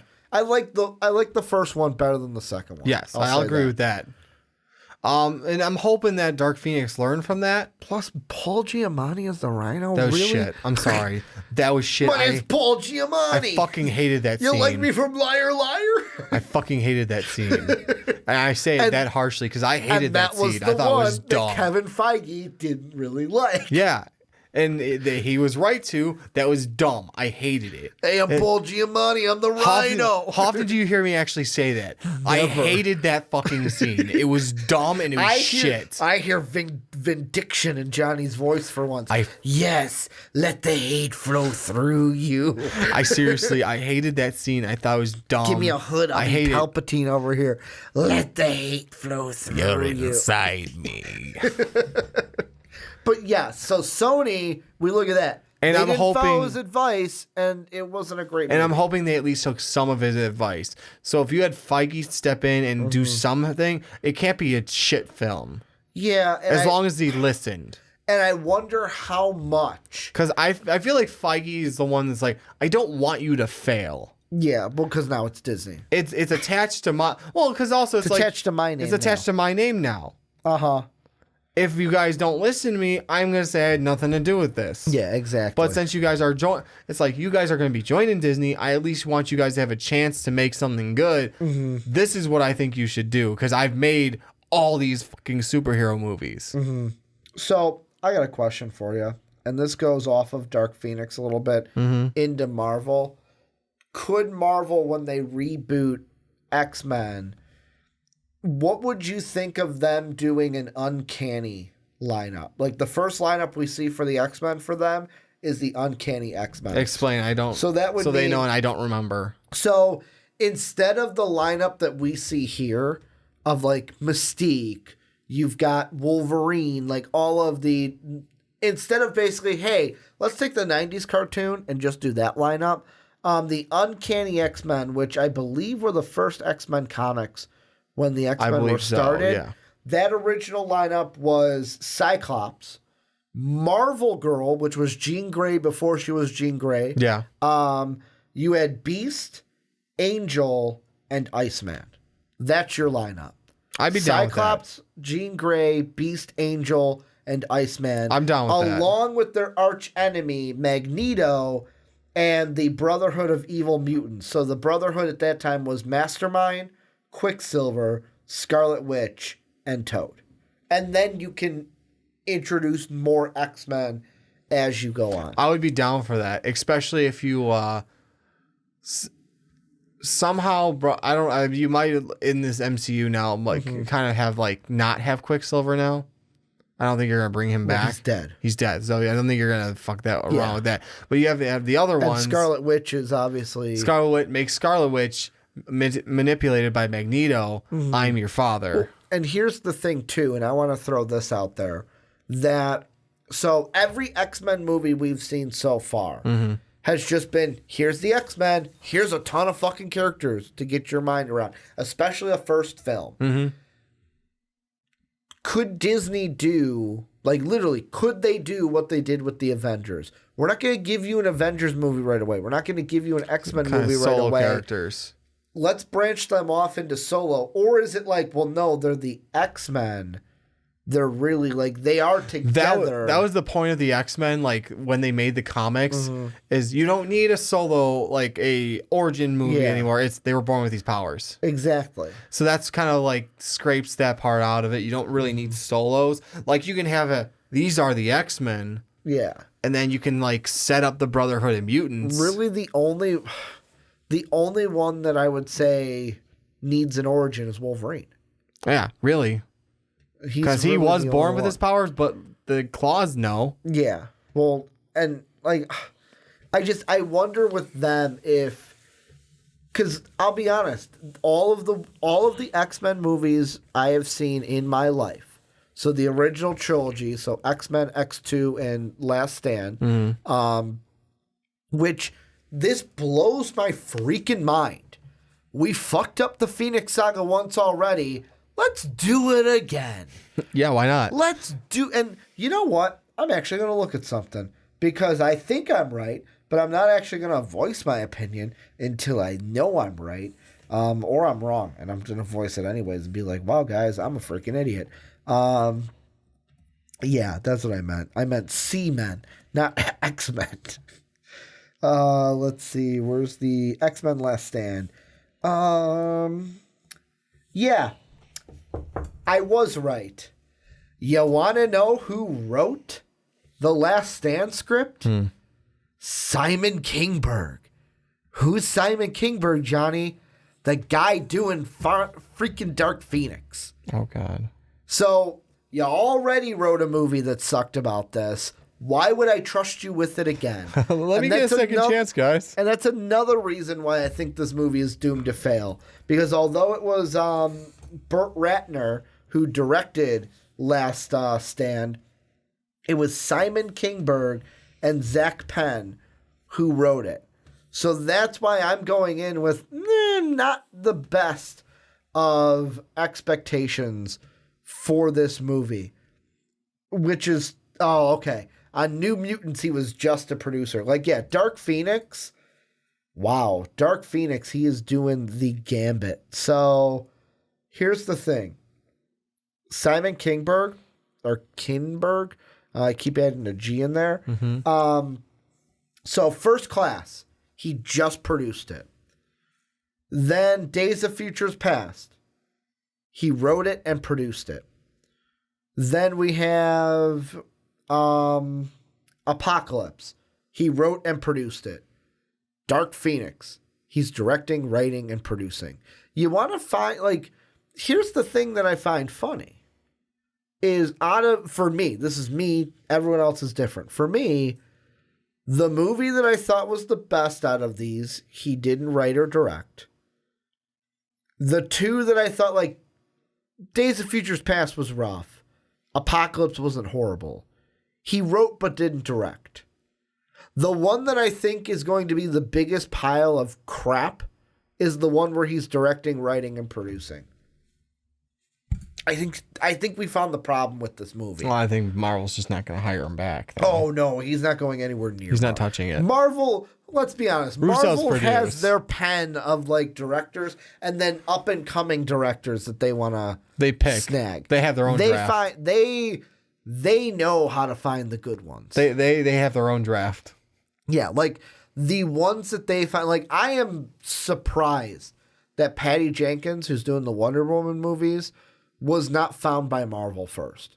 Like, that is one where it's like, wow, you good on DC. They got one for the team. Right? They got one. And then they stole James Gunn for a movie. A movie. A movie before Disney's like, ooh, we weren't going to take you back, but yeah, now you're forcing us to take you back. We don't want DC to steal you away from us. Any final thoughts on Dark Phoenix or anything? I'm going to have, like I said, I'm going to go in with open mind. I kind of like the one concept they're going with and given, I think that's what it is that almost albino looking girl is the Phoenix Force in her head. No, I don't think she's that at all. You don't think that? No, I think that she is Oh, shoot. What's her name? I'm just going to pull up Comixology. I don't think it's Emma Frost. It's not Emma Frost. Who I am thinking it is let me pull up the Dark Phoenix comic really quickly, and then I will be able to tell you. Let's see. Flip through these pages. It's a long freaking comic. What's her name?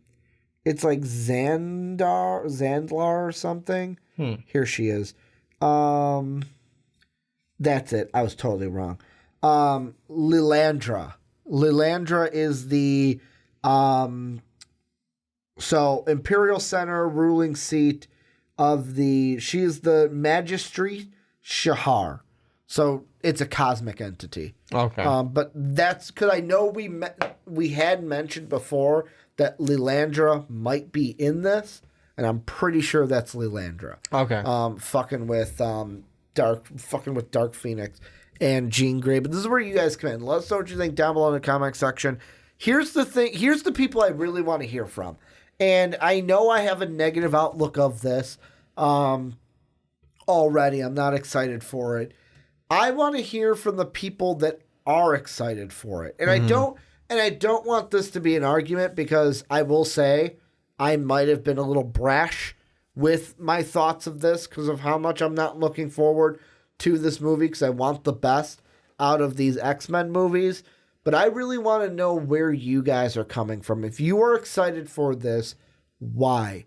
Tell me. Let's have a conversation in the comment section. I would love to talk to you guys about why you are excited for this and get maybe a new perspective on this that maybe I am not seeing. So let us know what you guys are thinking down below in that comment section. And Johnny, let's close out the podcast taking a trip down memory lane. And the reason why we're taking a trip down memory lane is there is news from this week that the live-action Rugrats movie, yes, I said that correctly, live-action Rugrats movie has hired its new director. And according to, where's this news coming from? This is coming straight from the horse's mouth at Paramount. Paramount has hired David Bowers to direct the upcoming live-action Rugrats film. The franchise the franchise revival was announced last July. I missed the memo on that. And its release was recently pushed to January 29th, 2021. Most recently, Bowers directed the last 3 Diary of a Wimpy Kid films. So, Johnny, I want to ask you this kind of on the podcast on a nice kind of relaxing note. Rugrats is from our childhood. I really liked watching it on Nickelodeon. I remember going to see Rugrats in Paris in the theater. No, was that Rugrats in Paris? That was not Rugrats in Paris.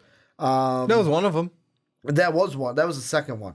I remember seeing the one that's vivid in my head was Rugrats in Paris the one with the dinosaur car that was basically Dill's coming out party? I think so. I don't remember. I actually didn't see Rugrats in Paris. Rugrats the movie.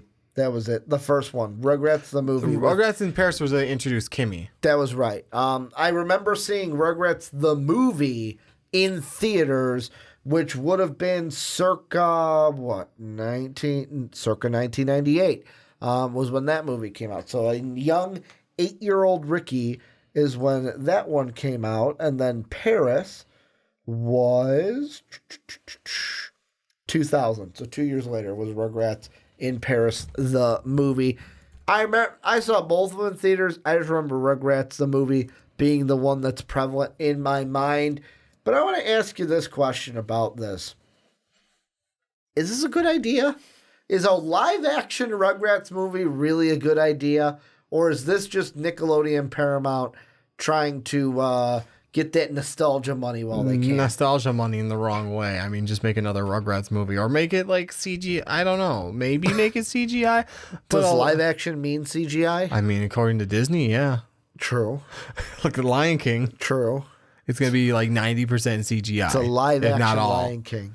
Like, I think the most they're probably going to have is, like, maybe, like, a few animals, like, kind of realistically thrown in there. So they're, like, for movement. But overall, I think it's just going to be all CGI. Like, is this going to be one of those bad movies where it's like, yeah, we got baby actors, but the baby's mouths don't move, but, like, their voice actors are So we're going to talking? go back to, what's it called? Who's Talking Now? Yeah, we're basically, it's like, there are babies here that we're getting to do the poses that we need to, but their voice actors are in a recording studio. We got, we're looking for a redheaded 3-year-old. We're looking for a ginger 3-year-old with glasses. Or, and this is just me spitballing here, Yeah. are they going to make it, because Chucky's a little bit older. Chucky can actually walk. Well, most of them can kind of walk, but like Chucky's the oldest. They can actually function and walk. Chucky can legitimately walk. Yeah. Tommy, not he kind of waddles. Waddle, and the then baby falls. waddle. Yeah. And then Phil and Lil are kind of like still unsteady but can walk. So here's the question I have. Huh. Is do they do it to where they get younger actors, so maybe child actors, to play the babies, and they just scale everything? So it's like actual actors playing the babies, but everything else, like the couches and stuff and parents and stuff, are scaled to where it's like actual children playing the role of the babies, but it's just the adults are scaled to where, yes, we make this possible. I'm always wondering if they do sort of Go ahead. babies No, in no, sort of thought. a motion capture suit so they can get all the movement down. Yeah. And then CGI the rest of that to look Rugratish. Uh-huh. Because, you bring, like, child actors in, the proportions are still going to be weird. Yeah. Because they don't have the same, like, baby fat. Exactly. But if you kind of, like, Disney's version of CGIing that stuff and have the adults be, like, adults. Because it's not going to be like Peanuts, where it's not like we're going to see just the legs of Stu. That would Exactly. be horrible. That'd be weird. Or, like, cow and chicken. Or like cow and chicken. Or I could see it where it could basically be, from when we're in baby perspective, it's actual, like, child actors, like, CGI'd into, like, the baby fat and stuff to look like Maybe. the characters. But then when we're in parent perspective, like, let's say if Dee Dee goes to grab Tommy, she's grabbing an actual baby. Like, she grabs an actual baby, and it's like, that's what they see. But because that's the... I will say this, although I think it's a bad idea, because I can't see it I can't in my wrap my head. head around doing I a live can't action. in my head see it being good. When I see it in my head, I see it being like... I can't see it looking good. bad TV movie. You know what I'm saying? Like the Kim Possible movie, that's what I see it being like. Because the Kim Possible movie was not received well. I can see it being worse than that. So, well, I could see that too. But here's the thing I want to throw out that I think is a cool concept with the Rugrats in general, is that the parents' view and the baby's view of the world was vastly different. It was. Like, to the babies, it was a big world, and the world was our oyster.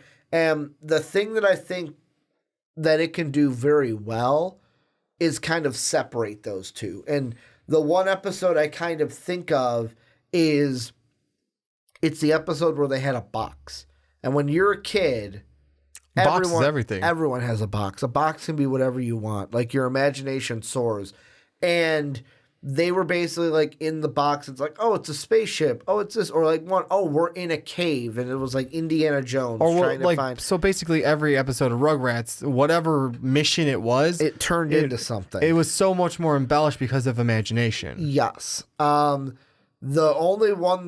only person that I'm not nervous for in live action is Angelica. Yeah. You just gotta get the right actress to play You Angelica. just gotta get someone that's probably 5 years old. The right bratty kid to play Angelica, because let's be honest, Angelica's a brat. And I hated Angelica. A Rugrats. dirty blonde.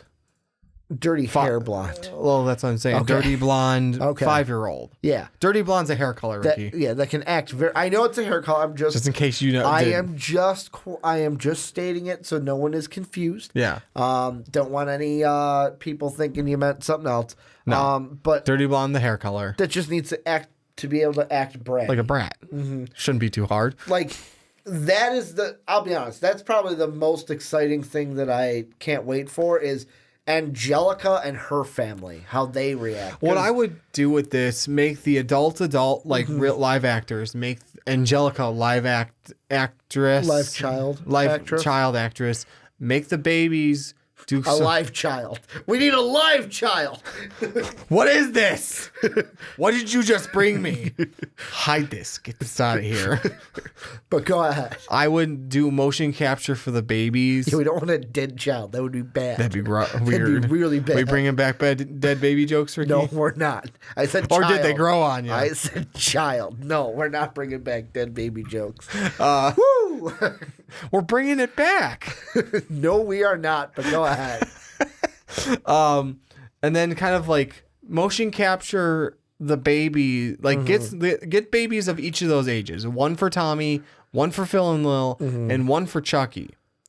And CGI. We're talking actual babies. Bring in actual babies, but like you can have like kind of flip it between the two. Have actual babies for some perspectives of it, and then motion capture how they walk, and then CGI parts of it to make it do what you want them to do. So like when they go on their adventures. But then when the babies talk, is it the cheesy kind of thing that I'm thinking of like the baby's mouth is not moving to the words, but I think the baby it needs is to talking. We are so in depth with CGI now. Mouth? The mouth talking. Okay.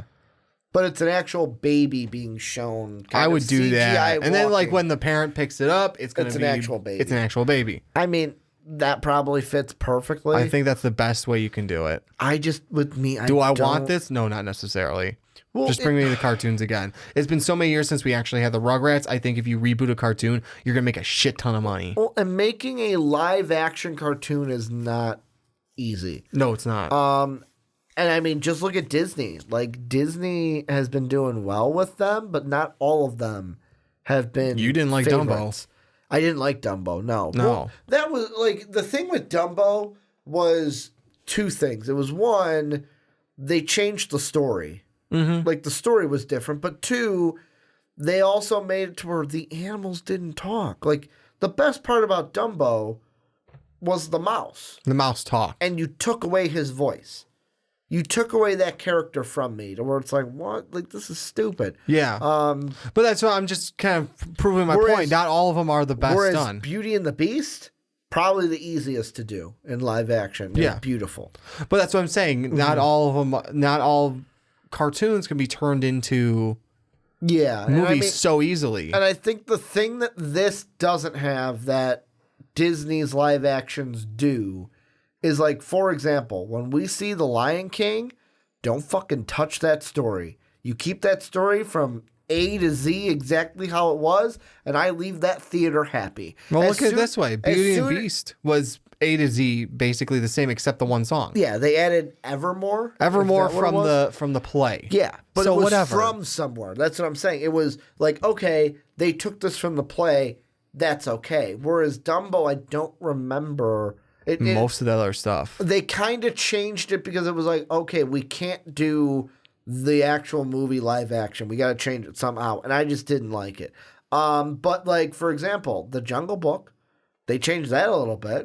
That wasn't exactly like it was. Wasn't exactly, but they changed it the right tweaks. Yeah, and I didn't hate The Jungle Book. I liked it. I'm saying, like, I didn't hate it. I'm going to be like you. Ooby-doo. Like, they made him huge. Walk like you.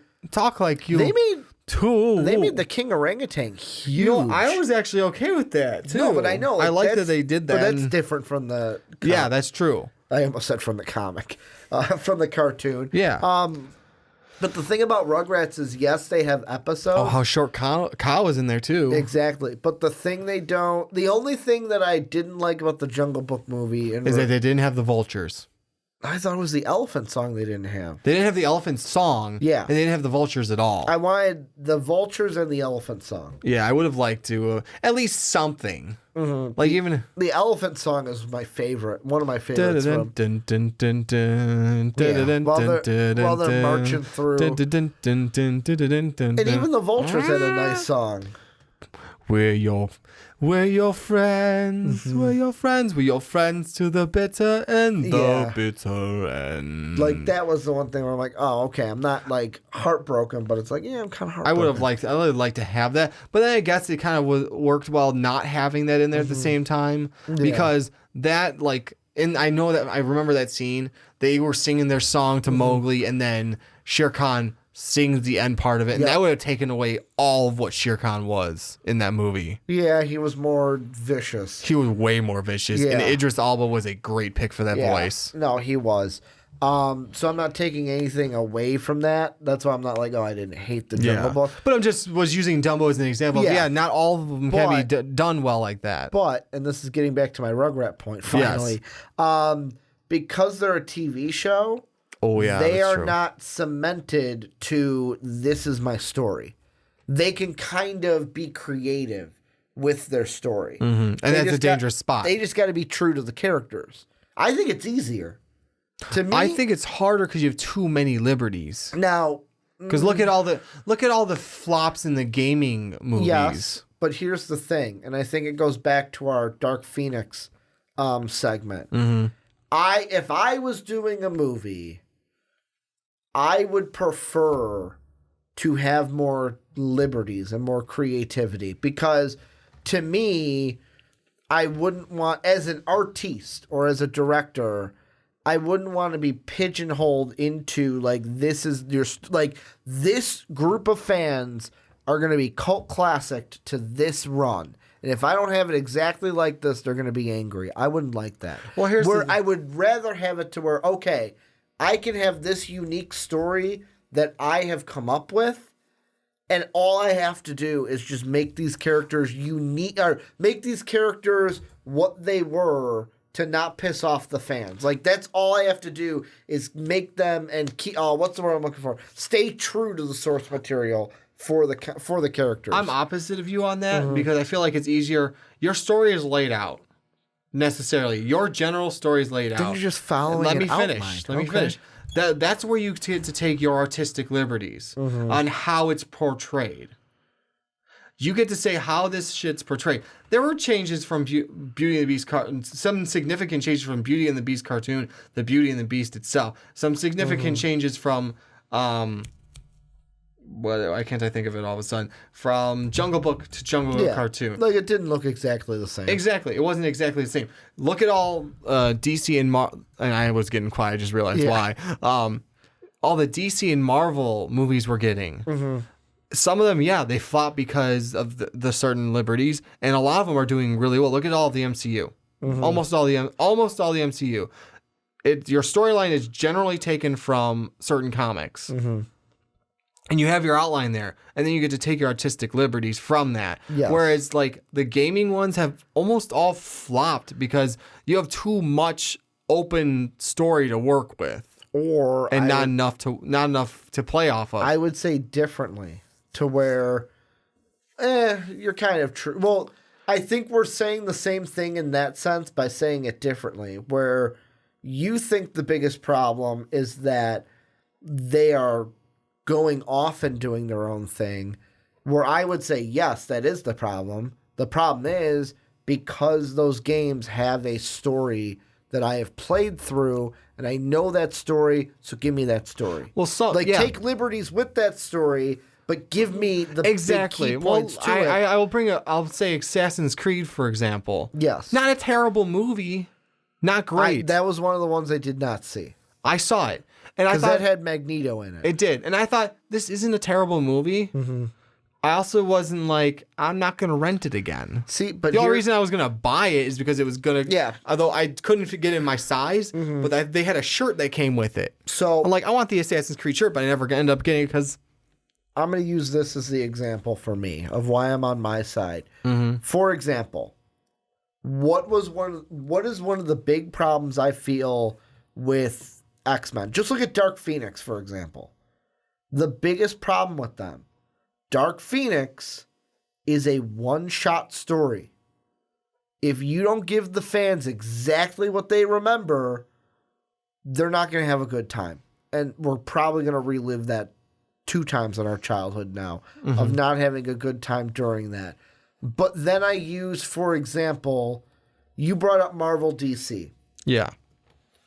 What have we said about Marvel that is their best trait? Yes, they hit some of the comic book stuff, but they are not like, okay, this movie is going to be this comic book. What they do is, hey, we're going to take some of these different things, but they stay true to the character. Same with DC. We all fucking hated BVS when they weren't true to the characters.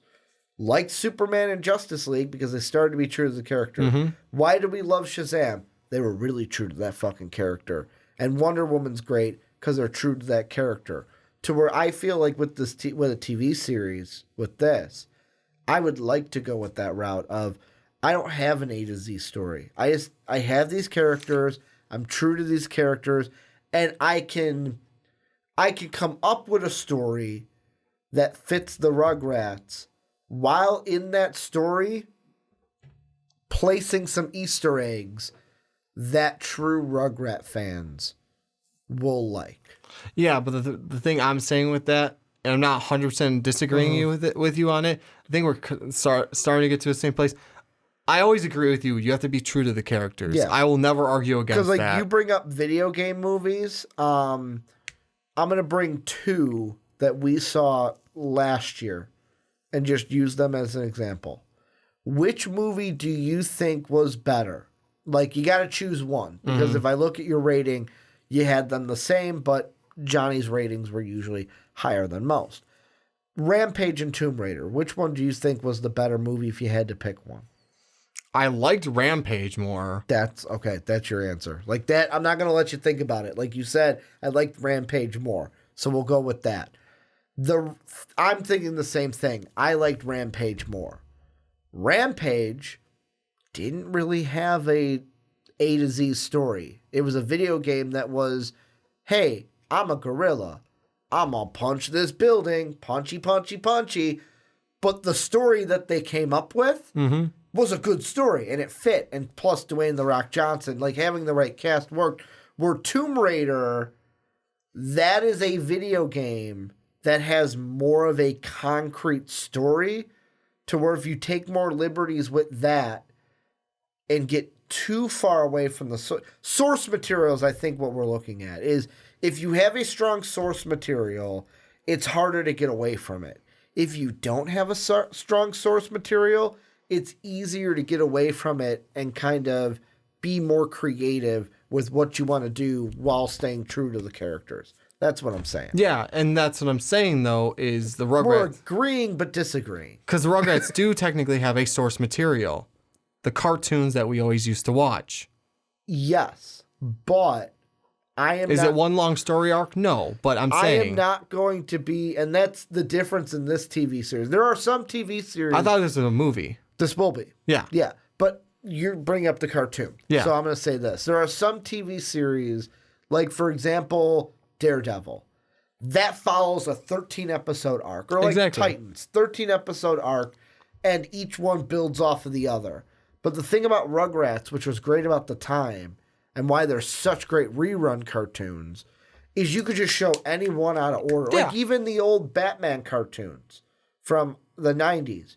Great reruns because, for example, do you remember who was the villain in the first Batman the Animated Series episode? To be honest, no. Man-Bat.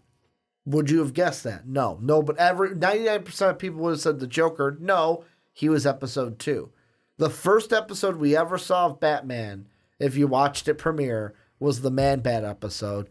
Then the next one was the Joker with the Christmas one, with the Jingle Bells, Batman Smells, Robin laid an egg, and that whole storyline with the Joker. But after they're all you're in season 6, you can rerun those, and I could watch that second one before the first one, and it doesn't really change anything. It doesn't make me feel like, oh man, I wish I would have watched that Man-Bat one before I watched this one. And that to me is with this of that's a good thing with Rugrats, is that it doesn't have a story arc that goes episode to episode to episode to episode. You just got to come up with, what story do I want to tell here? But instead of 30 minutes, I have an hour and a half to tell it. Mm-hmm. That's what you have to do. Yeah, and I guess we got different opinions on, and my things are you and I completely agree on stick with the characters, make the characters who they're supposed to be. Be true to them. And what I'm saying is basically, I think it's easier when you kind of sort of follow your source materials. Yeah. In order to do it, and I think as opposed to too many liberties. Too many liberties start to make shit movies. Yes. That's what I'm trying to say.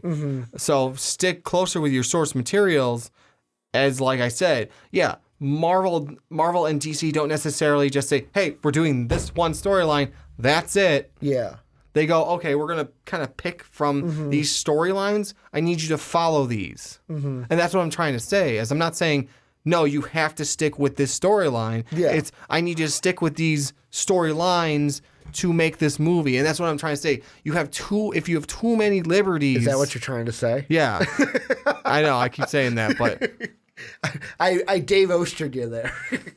That's the response Dave would have said. if you have too many liberties, you have nothing to really work. You have too broad of a view to work off of. I shouldn't have used the word liberties, because for me, it's more of a coming up with the story of, yes, like we both agree, true to the characters. That's number one. But, and I think with this specific source material, because there is no, like, we've got episodes of like, these were stories that were told. I think that the thing that would make this Rugrats movie great is if you, like, you can tell a creative story, take your liberties within that story, but as long as it's a story that would fit a story that I might see in a Rugrat episode, then you're golden. Exactly. Like, it has to have the same style. Like, you can't go off on a limb and go, hey, we're going to tell this story. Well, that story doesn't fit. Almost have the same layout Rugrats. as a drug outs. Wow, I fucking really dragged the drug outs. My tongue really dragged on that word. The Rugrats. Like You're the same. gonna say the drug rats? Same kind of layout. Whereas they jump from the kids. Yeah. To Then the they adults. go do the adults and then doing the adult things, and they just see the kids playing, and then they jump back to the kids. You know who? And that's what I'm saying is if you were to like take too many liberties with that, and just fuck around with that. And liberties, I'll say, is the wrong word that I should have used. Like, we're getting hung up on liberties, but the one thing I will say, getting to Rugrats, is we went off on a tangent. I liked it because it was a nice little discussion there. But I just thought about this in my head. You know who's the most important character for them to cast correctly? Grandpa Stu. Or Grandpa Stu? No. What was his first? Was it just Grandpa? I think it was just Grandpa. I thought that I thought Stu was named after him. Maybe. No, I don't know. it wasn't. Stu was the father. Yeah, Stu was the dad. Dee Dee was the mom. I just remember those. Let's see. Grandpa Rugrats. I thought he had like an actual name. Maybe. I don't remember. Lou. Grandpa Lou. That was it. Knew it rhymed. Remember Dee Dee's parents? The Russian grandparents? Do you think they'd be in it? Maybe. Depends on how far you want to go into the story. Because I think you want to focus on the kids more than anything. Yeah. Well, you got to have like Grandpa Lou, Dee Dee. You got to have Drew. If you're going to have Stu, you got to have Drew. Stu and Drew. And then the mom's name. Oh, fuck. What was her name? Angelica's mom. I don't remember her name, but I know who you're talking about. Because her assistant's name was Jonathan. Jonathan, do this. Jonathan, do that. It's going to kill me if I don't look it up. Just Rugrats characters. Just get them all up now. Angelica mom. Charlotte. That was her name. Charlotte Pickles. It was Charlotte was married to Drew. Dee Dee was married to Stu. Lou was Drew and Stu's dad. Their mom had died, I think. Yes. Then, Chucky's dad. Charles. Was it Charles? He named him. They named him. Yeah, that's right. Charles Finster. Because Chucky's mom died in childbirth. Yes. With Chucky. That's why. No, it was something shortly after because he has memories of her holding him. Okay. But like there were, and I can't remember if this was the TV series or the dark, twisted, like real theory about it. The reason that the reason that Charles is so protective of Chucky is because he lost his wife and he doesn't want to lose Chucky. Mm-hmm. He doesn't want anything bad to happen to Chucky because he doesn't know what he would do if he lost both his wife and his son. Yeah, exactly. Okay. I remember that. And then Phil and Lil, and maybe their parents. We don't need them. Susie, remember Susie? I remember Susie. Because Susie was around the same age, if not a little older than Angelica.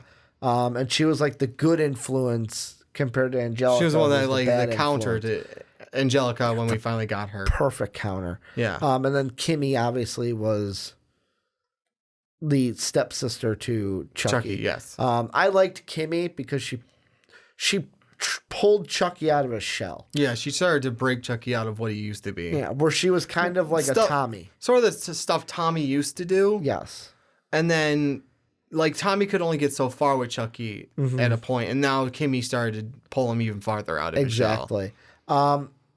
But overall, nervous, not nervous, think they should do it, not do it. What are you thinking? I'm just saying, let sleeping dogs lie or bring the cartoon back. Ooh. Well, I am intrigued for it because I love the Rugrats, but I'm not quite sure if it's going to be a good idea. I like the Rugrats. I just don't know about this. We will definitely have to wait and see if it is a good idea or not. But this is where you guys come in. Let us know what you think down below in that comment section. Also, make sure to check out patreon.com/mostvaluablepodcast. That's where you can come and support MVP. Make sure we can get our new studio sooner rather than later. Also, make sure to go to iTunes and Apple Podcasts. Please rate the podcast 5 stars. It really helps us out, and it gets us into the ears of more and more listeners.